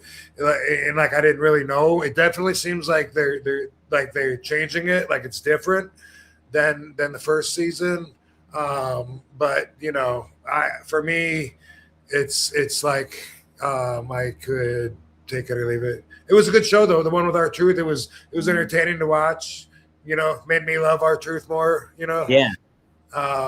And so I mean, it was entertaining, but as far as overall and what they're trying to do with, you know, with Unreal and the peek behind the curtain and all that, I'm not a fan of that. Yeah, I'm kind of the same boat too. But no, I love the fascinating like character kind of aspect of it all, or like, you know, the learning about the person in a lot of ways. Maddie makes a joke here. He says, if murder is wrong, why did Raven kill Moppy? Do you remember Moppy, Rob? Yeah, did Raven kill him? I guess he did. Yeah, Moppy was Perry Saturn's. Moppy. What was it? It was a mop. So He who just- came up with was the Al Snow's head first or the mom? Yes. first? Al Snow's head was first, and then Chavo Guerrero came out with a hobby horse named Pepe that he had, and then Perry Saturn came out with Moppy later. So it was a trend. It was cool back then to have random items as Yes. your sidekick. I saw Perry talking about that in an interview, and if I'm not mistaken, I'm not sure about this, but I think that was like given to him, like he got hired and had like a path that he was going on, and then it seems like, if I remember right, like they switched it up and gave that to him, and that's where the boys think the office is ribbing them, you know, when shit like that happens. But I remember something that I'm sure about that stood out was he said that he just said, "Fuck it, I'm gonna show them I can make this work," you know, and fucking and really do my best with it, and surprise everybody that thinks they're gonna get a big laugh out of putting me with a mom. Yeah. Okay. How about that? Yeah, man. Yeah, because I remember that too, and it was like Perry was on this trajectory where he was going to be like the good guy against Raven, and like this like legitimate ass kicker kind of thing, and then they pivoted and went to this Moppy gimmick and all this kind of stuff. And I was like, that's weird, but he did make it work for what it was. Yeah, so credit to him. I'll always remember that match where he had with Mike Bell, where he threw Mike Bell, Chris's brother, Yeah. threw him out of the ring and like landed on his head or something. And I think Perry got heat for, you know, he thought that Mike fucked up, and so he kind of like took liberties on him. Yeah. And it was just memorable because everyone just, I don't know why. Did he hurt him? Not permanently. Was But that in ECW, Rob? Would that happen? WWE. That was in WWE. Mike Bell. Oh, okay. Oh, interesting. All right. I kind of remember that, I think. He died. Oh, gee. Oh, yeah, he did die. That's right. Maddie makes it. This is a 6 months member of RVDTV.com. RVD winning number 30, winning the Rumble in Saudi Arabia with the help of Heyman and the Vision to become the whole effing Vision. RVD wins at Mania. What would be bigger? I like it. Yeah. Ready in for my drug test right now. Boom. That'd be awesome. Yeah, how long of a flight is that? I'll do it. It's a bit of a flight, but yeah, it's manageable. It's manageable. Maddie, When is that, by the way? This weekend, right? that's a Saturday. This Don't Saturday? play coy, Rob. We know you're going to be there. I have a conflict though with the hockey game in San Jose. Hmm. Woo. Oh man, San Jose. The Barrett- San Jose Barrett- Sharks. You're going to be at the San Jose Sharks game. No, I think it might be kids hockey because it's called Barracudas. Oh, okay. Oh, all right. Yeah, someone said that the other day. Are you sure San Jose's not Sharks? They're Sharks. And I was like, no, it's Cuda Country. It's Cuda Mania. Whoa. And it is the 31st, Saturday. So All right. it's a hockey game. I'll be dropping the puck. I'll be saying, what the fuck? Best of luck. Best of luck. Yuck. Booker T did it for them last time. So I'm following suit and looking forward to it. But RVD on ice, everybody. Go check him out. we'll see how I can make Saudi Arabia and the hockey game. Yeah, maybe. We'll see. If there's a will, there's a way. Cuda Mania. Cuda Mania, brother. Maddie. Looking at the calendar, I wanted to tell y'all today's the twins' 1 month birthday. Yeah. Happy birthday. Yes. Katie, I wanted to ask you too. So my sister-in-law, she's got 2 baby girls, and over the course of time, she would lay them on the mats that would show their size. They're changing size. Yeah. Are you going to do that too? We did it today. Did you? That's awesome. Yeah, we just did that at the hospital, and then we circled like 1 month, and then we did that. Yeah, that's pretty neat to do. I always liked it when my nieces would. You'd see how quick they were growing and stuff. It's crazy. Yeah, did like a growth chart on a mat type thing. Yeah. Yeah, exactly. Hey, let me random comment. I thought about this yesterday, and I wanted to make sure and remember to say it on the show. It just popped in my head. I was smoking a doobie back here, and I was thinking about Tracy Smothers for some reason. And I was thinking, and something made me laugh. And I was thinking, like, maybe the good people in the chat room of the RVD fam might think this is funny and enjoy a laugh too. We all love Tracy. Like, who I don't know who could say anything bad about him. You know, I don't know if you knew him. Good country boy.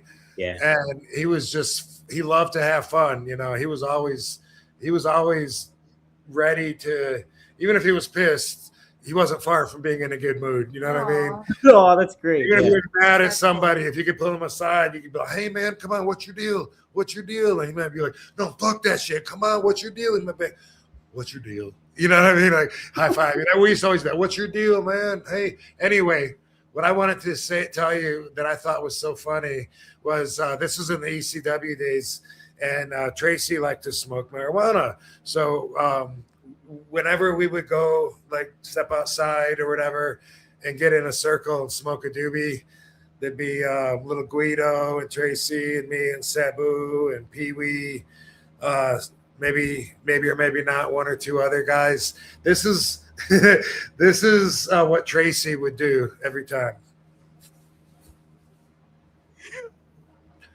All right, man, let's go. You take your shirt off to smoke? He would take his shirt off because he thought he was kayfabing and that his shirt wouldn't smell like smoke then. Oh, okay. Even if we were all in a car or something, he would. It's not like he would throw it out the window, but he would take his shirt off whenever we were smoking to avoid it smelling like smoke. And I would always laugh. I just thought that was so fucking funny. And I'm wondering that if it's bad if I'm by you and you're smoking. I know. And then I hold the babies. Well, yeah, I haven't smoked like in front of her like this close to her in quite a while. But yeah, I know I changed my shirt before we went because my other one smelled. My shirts always smell like smoke. I don't know why, but I don't get it. But he would do that every time, and I'd be like, sometimes I would, have the conversation with him. You really think that's doing anything, man? Hey, man, I told my girl I would do that, man. So just, I just take it off. Yeah. I gotta head out. It's baby o'clock. All right. Great to see you, Kitty. Congrats. Thank you. Yeah, my best to Karma and Sabatu.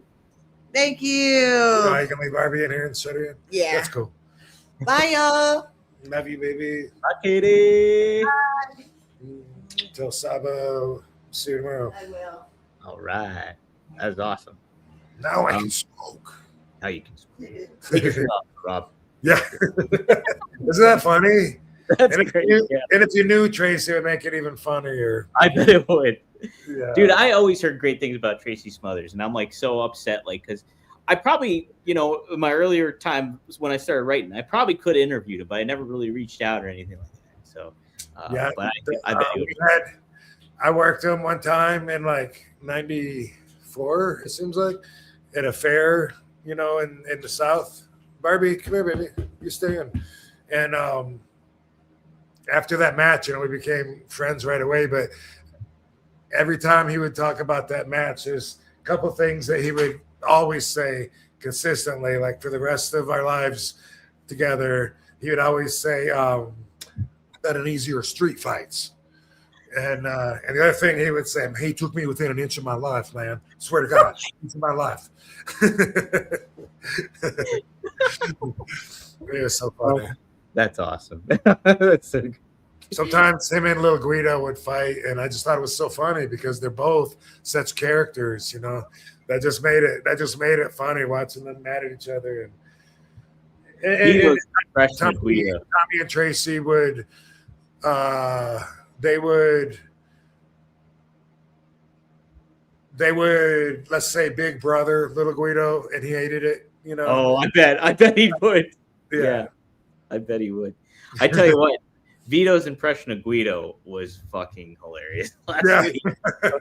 The way he was able to change his tone so quickly like that, I was like, "Oh my God, that is Guido." We're all characters. Yeah, all right, that's it. Right? Del Wilkes, the Patriot, said that one time we were on the bus in Japan, and he said, "Take a look around this bus. Everyone here is a freak except you." Just take a look around, and I was like, "Oh my God, he's right."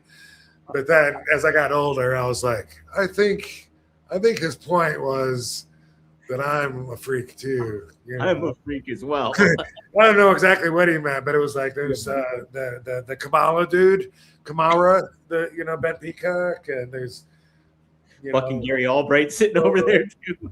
Dr. Death, Stan Hansen, yeah. He's who? Yeah, but there's an expression, something like if you ever look around and see that everyone is everyone except for you is a freak, they're thinking the same thing, Right, yeah. Which makes sense. But I remember Del Wilkes saying, like, "What are you doing here?" Yeah. And I wasn't comfortable yet being there. We've talked about that when I was young and insecure and so shy. Steve Williams thought I was slow. And he was like, Del was cool though. He sat in front of me on the bus, and he was just like, why are you here, man? Like, look at you. Like, look at all these guys. Like, we're all crazy. Like, look at you. Like, look around, take a look around the bus, man. We're all freaks. How do you feel like you fit in? And I was like, like on the Instagram thing where they're looking around there. Yeah. But that had to be also uncomfortable though. Like, raise your anxiety up a little bit more. Like, man, do I fit in? I don't really fit in. Like, what's going on? It did. Yeah. I was 23, maybe 24, and a young one at that too. So yeah, I remember. Just turn around, don't talk to me.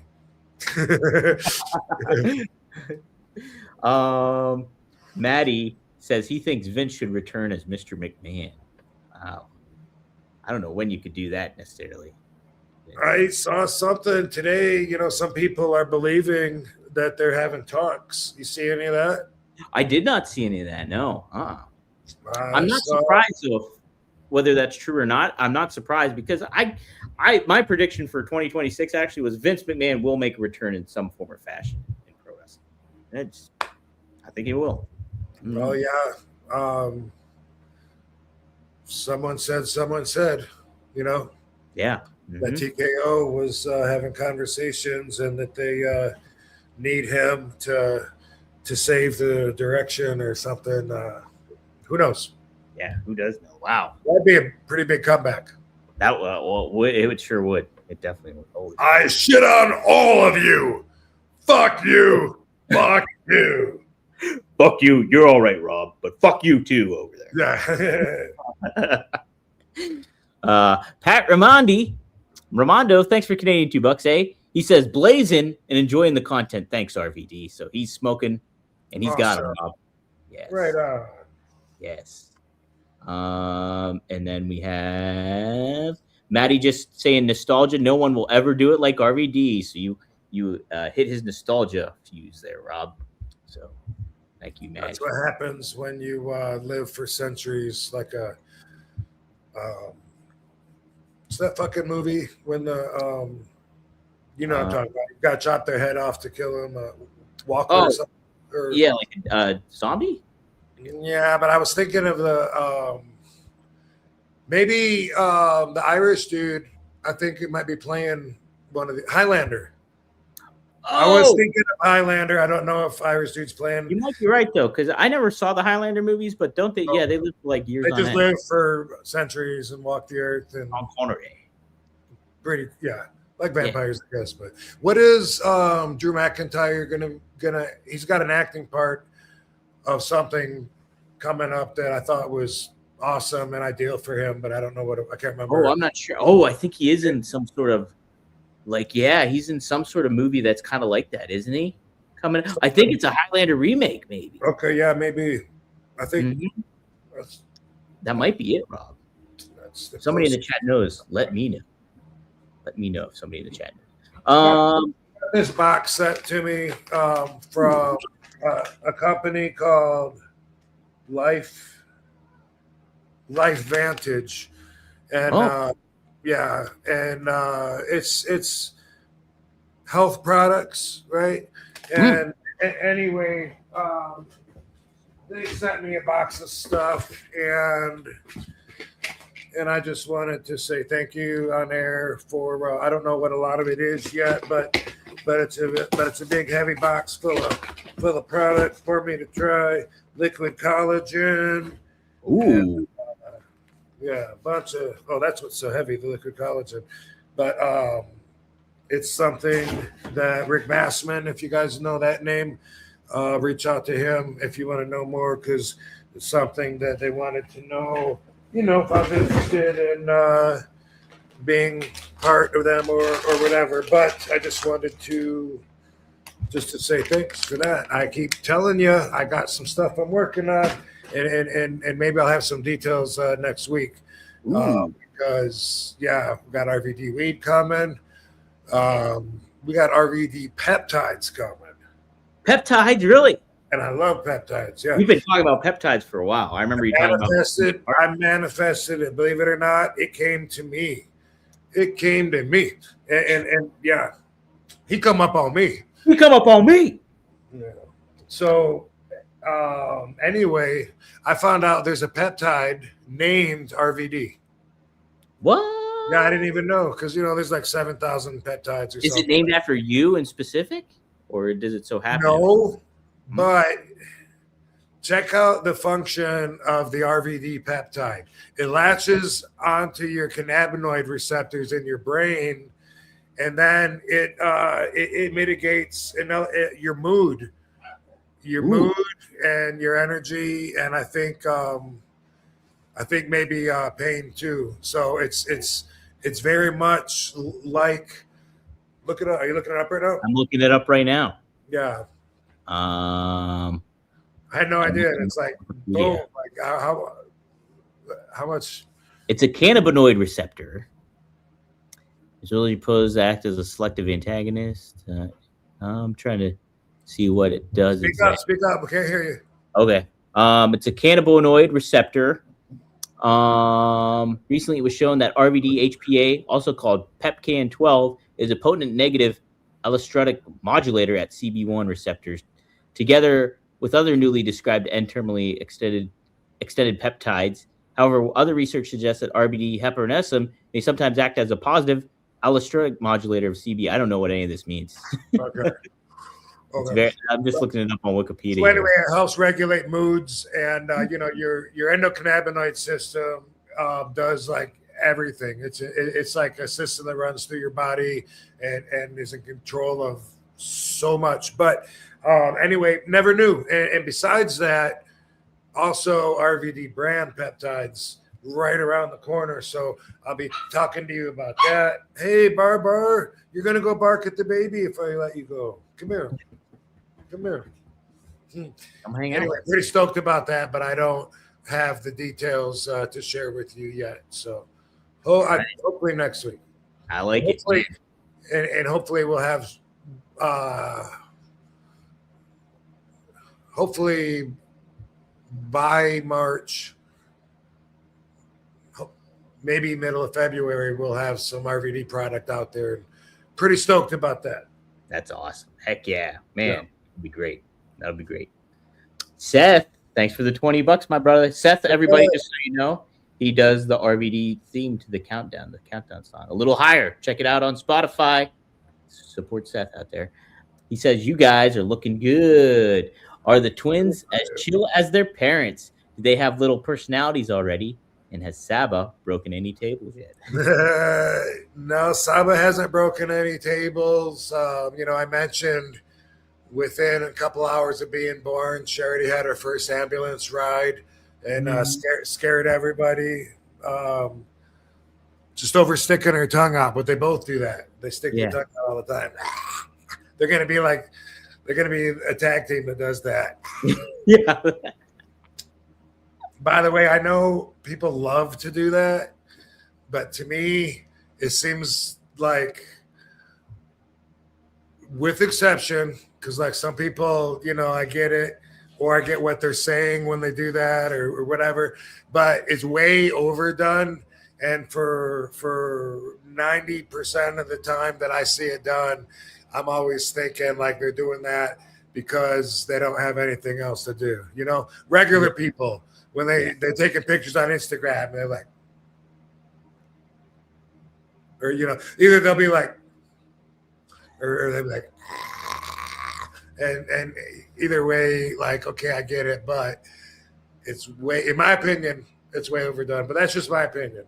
What do I know? I don't even have tattoos. So I think when people stick their tongues out like that and they do that, they're making you want you to think that they're crazy. And they might not be crazy. I guess so. And regular people do it, or girls, if they're taking photos. Are you down? Yeah. I guess, they want you to think they're crazy. That's their crazy. That's them tapping into their crazy. Ooh, they're so crazy. That's what I think too. Ooh, they're so crazy. Ooh, you're so crazy. Good job. Ooh. Sloth Bernstein, thanks for the $5. He says in the Sabu doc, he had a PlayStation 5. Can you tell us what game Sabu played? Congrats on fatherhood, RVD. No. I have no idea. The only game I know of was way back that Sega, and it was the Super Fire Pro Wrestler. Yeah. Super Fire Pro Wrest. But we played the fuck out of that ourselves with each other, and so that's how I know. I have no idea what else he played. I can't even imagine him playing video games. That's really weird. Yeah, wonder why. Maybe I'll reach out to Joe Clark. Maybe he'll know. I'm gonna ask him too, because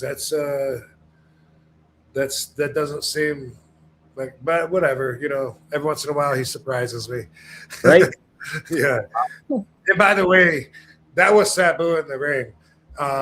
This would have fit in earlier with the conversation. We were talking about how I was trained, and it wasn't about remembering shit, especially when the Sheik was there. There was nothing set up. You were, wrestling, right? One good way to keep your mind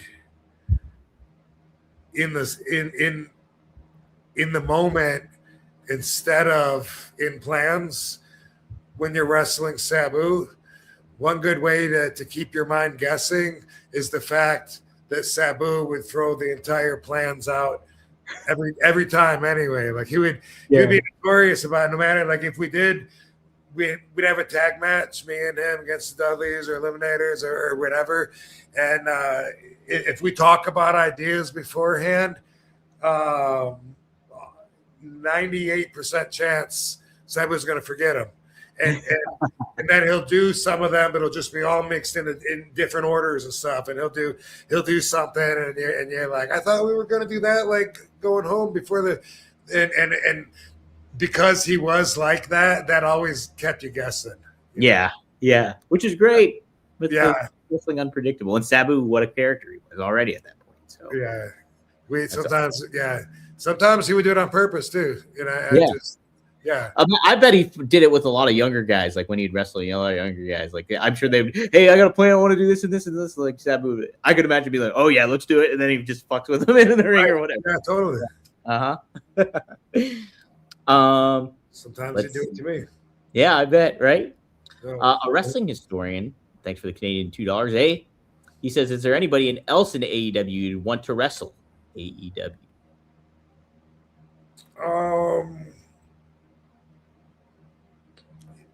Sure. What do they have? Yeah, I don't know. I liked my match with Swerve. You know.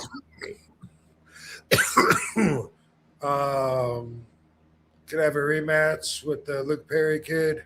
Yeah, Jungle Jack. Yeah, I don't do like fantasy matches and stuff, so I don't think of it that way. But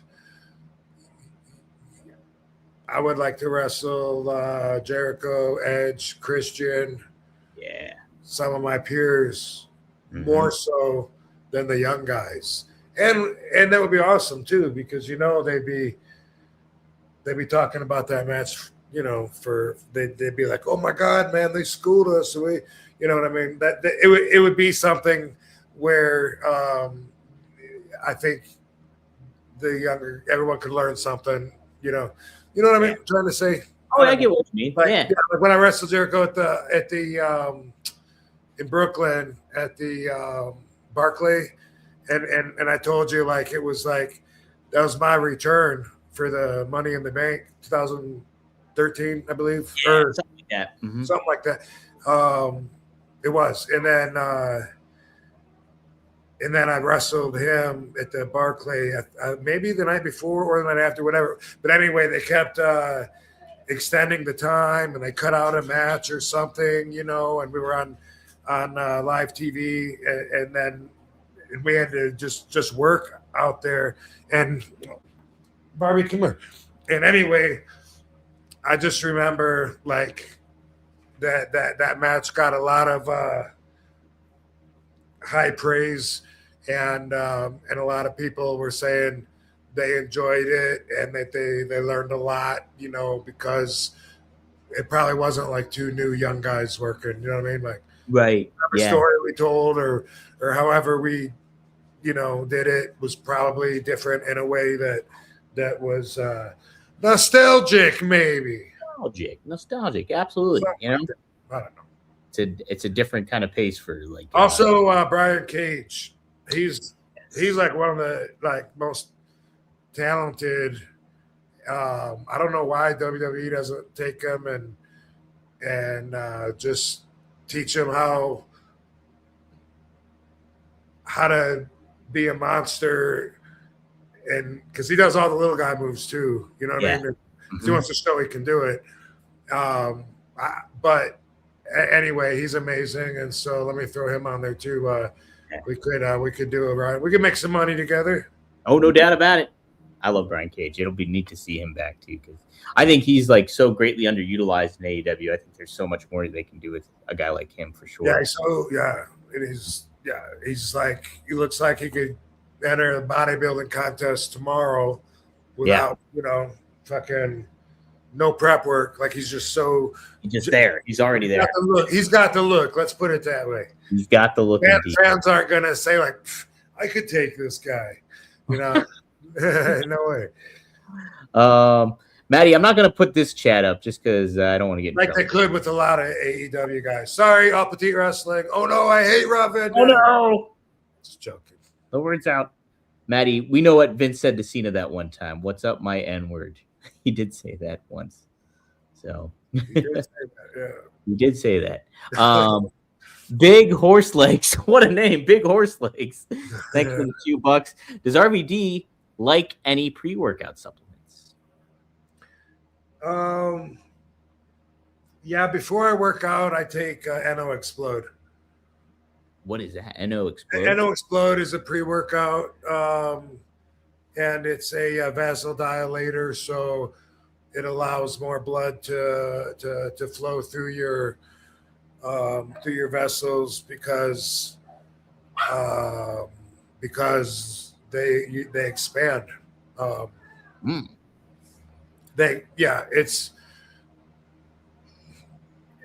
It's got caffeine. You know, it's something to give you energy. It's called NO Explode.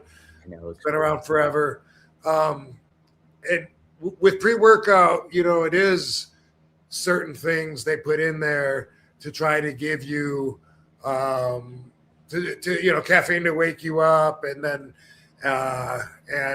amino acids in there to make your blood flow better and shit like that. Like with pre-workout and even with post-workout, it is kind of designed specifically to do something. But where a lot of people are mistaken, in my opinion, I think a lot of people think that protein powder is supposed to be some magical formula on its own that's supposed to get you big. But in fact, it's just protein. It's basically like I could eat 1.5 chicken breasts and fucking sweet potato, whatever the fuck, or I could take a couple of scoops of protein powder. It's more like that. Like if you look at it as part of your diet, then it's not even that expensive. Instead of eating, I'm going to take a protein shake this time, and then I'll eat next time it's time for an intake. It's more like that. But when you don't know, you think that it's like steroids, and like if you take the protein, like somehow it's going to like build your muscles, and sometimes it will have glutamine and you know, some things in it to help just to help make it like a healthy protein and supplement the protein synthesis and like that. But besides that, there's not anything magic. Whereas with the pre-workout, you're taking that because you want it to give you energy and wake you up and boom. So it's like it's purpose driven, where protein powder is more just protein, which you need protein anyway, whether you eat it or if you want to get extra protein, it makes it easier to get more protein. Does that make sense? That makes plenty of sense. Yeah. No, I'm looking at the NO Explode stuff on Amazon right now. And, I remember one of my nephews one time, got into my protein and took a scoop or two, just thinking like that was going to do something, like that was going to somehow build muscle. It's not magic. No, it isn't magic. Yeah. It definitely takes a little added stuff if you want to do if you're doing protein, you got to work out too. Also, sometimes I'll take what's called a burn it up, and that's from my longtime friend John Drake, who sends me supplements all the time from MASS, M-A-S-S. It's Muscle and Sports Science. We've shown you some of the products. One of them is an energy little pill. It's a thermogenic. I don't usually take those together because that's too much for a healthy heart. Well, if you got a healthy heart, it's not as bad as if you got an unhealthy heart, but it's not good for blood pressure. But anyway, sometimes I'll take them throughout the day too. And burn it up is cayenne pepper is what it's made from. Oh, wow. And so it's like a different route. It's not like I'm redundant with caffeine in that manner. And so that's something. Sometimes I'll take a burn it up if I need energy. Could be at a signing and I just want to wake up, or it could be before I go to the gym if I don't have any NO Explode or pre-workout. Wow. All right, man. Good stuff. Good info. Yeah, NO Explode. If you guys are interested in pre-workout stuff and check it out. It's on Amazon. NO Explode. Type it in. Man, got to give a shout out to Dan Tony J910. He gave us $50, Rob. Whoa! New sponsor. Wow, about that. And he says, Rob, 15 minutes. Yeah. He gets his own 15 minutes. His whole 15 minutes. Yeah. Rob Van Dam, that's all. That's all he wanted to say. So thank you. Thanks for joining us, dude. Glad to be here. Absolutely. Happy Monday to you. Happy Monday indeed. Feel free to chime on in anytime. If you want to ask a question, I'll always keep my eyes peeled for you too. You get a free question, no doubt, on us after that. Jeez, man. Hey, TN Couponer says, learned so much from this live stream. So cool. That's awesome. Awesome. That's what we all about. I'm going to recommend 5 things here. Okay. Oh, yeah. Yeah. Great. Boom. I didn't spend time. This one not as deep as last week. Just we talked about the First Amendment auditors, the cop videos that I watch. I'm going to recommend a few of them, just if you want to check them out. My favorite is called Honor Your Oath Investigations. Honor Your Oath Civil Investigations. Jeff Gray. He's the guy that has a little sign that just says, God bless the homeless and the homeless vets. And you would be so surprised to see how bad people freak out and whether it's people that want to get him out of their sight or their cops that want to arrest him, thinking that what he's doing is illegal. But it's great to see the reaction. He has cameras that they don't know about, and it records them. Good job, Jeff. And if I would have taken time, I would have thought of some more specific. But off the tip of my head, what I could write here, there's one that I watched called First Amendment Protection Agency. This dude, he goes around and he films marijuana dispensaries. He's out on the sidewalk by the road, and he just stands there with a camera. And of course, people are very upset about it. But you'd be surprised at how many people are positive that it's illegal for you to film them without their permission. Why do people think they know that? Like, where does that come from? Like, are they born with that knowledge? Because so many people are so sure it's a federal offense. I'll call the police on you. And it's amazing. But that guy, if they're not rude to him and they just say, hey man, what's going on? What are you doing? Then he'll say, well, let me ask you a question. Do you support our Constitution? And then if they say, yeah, he says, well, what I'm doing out here is I'm stress testing the First Amendment right to freedom of press, and saying I'm trying to find people like you that support it too. And they'll be, oh, okay. But they're always, like, hey, don't put me on there. You can't film me. And it's, anyway, that's one that I recommend. Hey, didn't I just, Long Island audit. This guy, he's like half a lawyer. Like, he knows so much. And he does lawsuits when his rights are violated. He goes into courthouses all the time and places where the security working there thinks it's private, but it's actually public. And they try to unlawfully restrict his access.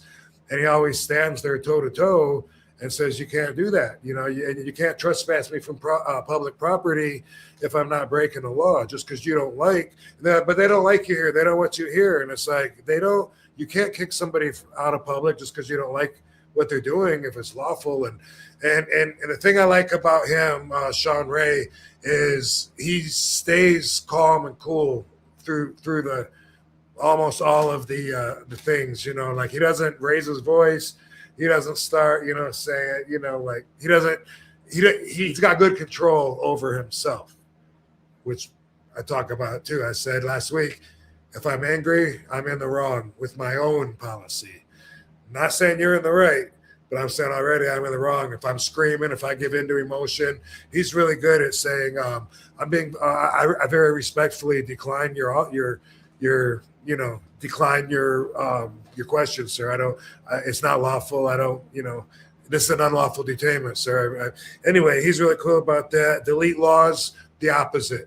Delete laws records cops, and he's super rude. He got thrown in jail for a while. Whoa. Yeah, for a while.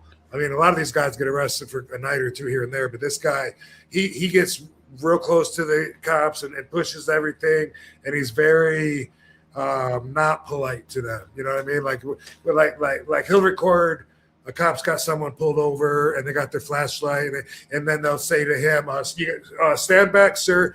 And he'll be like, I'm 25 feet away. That's not, I'm not going anywhere.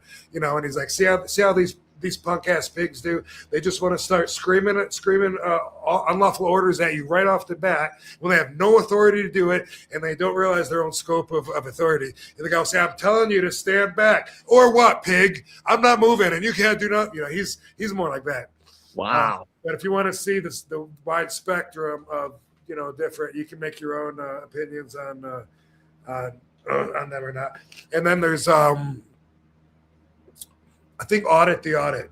That'll be my 5, and that's more like a professional, like a little quick story. Like, boom, here's what happened. The cops went to the person's house. They didn't have a warrant. The guy said, no, you're not coming in the house, leave. And they insisted, and they came in unlawfully and broke the 4th Amendment and said, that they had a right, but they didn't. And then they shot and they killed the guy in his own house. And then they tried to hide it. And then this and this. And it's like interesting little stories given from like a legal perspective of how bad the cops fuck up and try to cover it up. And then all stand behind the blue wall of silence and don't rat out each other and instead back each other up even when they do wrong. So then they lose their qualified immunity in a lawsuit for violating civil rights, and then they get sued, and then they get fired, and they just go to the next county and get another job, and then the people follow them. And so that's a lot of what I spend time on doing. And I don't hate cops, by the way, but there's some good cops, and I'll just leave it at that. But their job is to find reasons to arrest you. That's their job. Yeah. Wow, man. It's great when video content is educational, but also entertaining at the same time. Yeah, there's a lot more. If I took the time to write their name down while I was, and they're all like different characters that act different. Some of them rude, some of them professional, some of them silly. There's characters. There's a couple characters. The one guy I didn't know until last night that he's actually normal. And I see him before he was going to character, and he's like, this is why I do what I do. And then when the cops are talking to him, he's like, yeah, can we get some coffee instead? Yeah. Anyway, Tupri, that's that dude's name. Funny. And then there's another guy, black dude, that like he's always asking the cops, can you explain to me the 5 elements of the First Amendment? Please tell me you know them. You took an oath and swore to protect the Constitution, and you don't know the 5 elements. And anyway, it's educational, and I learn a lot from it. And that's my recommendations. All right, there it is. RVD recommends. So keep those noted down. I'll be sure to make a clip of this one in specific too, so you guys can just. God bless the homeless vets. That's it. God bless the homeless vets, indeed. All right. So that'll do it for us this week. Thank you all for tuning in and asking questions and everything. Rob, this one went really short today, unfortunately. We were planning to go long, and we cut it way too short. Always, dude. I guess 2 hours. I was thinking about that because I saw somebody's podcast and it said full episode, but it was like 33 minutes. Wow. And it was the Philly, the guy in Philly, the mobster that has the cheesesteak place. Johnny Molino, right? Man, I can't believe you knew that. Thank you. Yeah, I'm well aware now. I watched the one documentary, so I got to watch it. I bookmarked one of his videos too. He was talking about something. I was like, "Ooh, I got to bookmark this." I think he does a joke or something like that. Okay, yeah. So I was thinking about that. Like, wow, full episode was 33 minutes, and I was thinking, I wonder if we can do that. Whoa!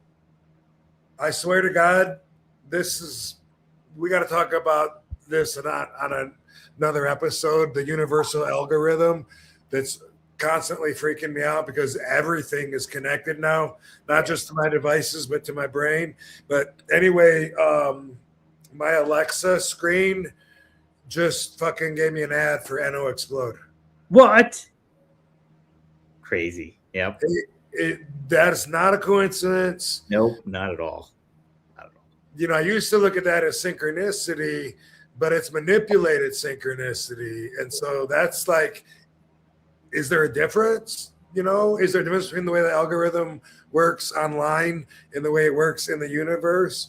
Even when it comes to synchronicity, is it all the same? It's like it's becoming one and the same. It is, isn't it? It's a little scary. A little scary. It is, because all the time I talk about something and then boom, an ad pops up on it. And I used to be like, whoa, that and now I'm like, no, that's intentional. Like the phone is hearing me. I don't hate it. I mean, it is convenient, you know. Mm-hmm. It's all to sell you stuff and like you keep you on. I mean, hey, I gotta remember I need paper towel. Oh, okay. Oh, hey, thanks. Amazon says, do you need who needs paper towel? Who's got it? Everybody? Who's got it? Yeah. But anyway, yeah, NO explode, yo. Yo, hey, yo. All right. Yes. Be sure to follow RVD on X at The Real RVD. Follow me on X at Dominic D'Angelo. Subscribe to the RVD's YouTube channel. Subscribe to RVDTV.com. Support us in all that malarkey. Give us 5 stars on any of the podcasts you listen to. And support our stuff, too. That's it. Cool, Rob. This has been fun. Yeah. Always is. But yeah, that's what I started to say was, could we do 33 minutes? Then I was like, I think it takes us 2 hours to fucking. It does. It just feels like we have we have a conversation, and then at about 2 hours, it's like, all right, we're tired. It seems. By the way, the last 2 weeks, I had the longest pee experiences of my life. The last 2 times, I was waiting the last 40 minutes for you to. And then I always look at the phone at the end, and you're like, I gotta pee, and I was like, damn it, I missed this text. Yeah, I didn't know you were going. The time I went before, but yeah, the last 2 times it stuck out in my mind afterwards. Like, oh my god, like this is twice as long as a regular pee. I can't believe how long I'm standing here, and my stream is still strong. What the fuck? I should be recording this. How am I not getting this? This is amazing content. Yeah, I love you. Oh, all right. What else? Oh, well, so also just San Jose this weekend. So, look at my fucking appearance page on robvandam.com. That's what you do, because we got a shitload of posters up, and I think he added, if he added there's another 2 or 3 he had to add today, but yeah. RobVanDam.com. That's Rob Van Dam. And then go to appearance page if you want to see where I'm appearing, because we're caught up on the poster page, I do believe. And this weekend, it's all about Cuda Mania in San Jose, California. So have a hockey night. RVD on Ice, everybody. Go check it out. Home of Kirk White. The real big time wrestling, not that Chillicothe bullshit. Not that Chillicothe. No, yes, that's right. Cool. All right. We'll see you guys next time here on One of a Kind with who? RVD. The whole fucking show. Thanks, Van Dam fam. Love you. Peace out, hoes. Peace up.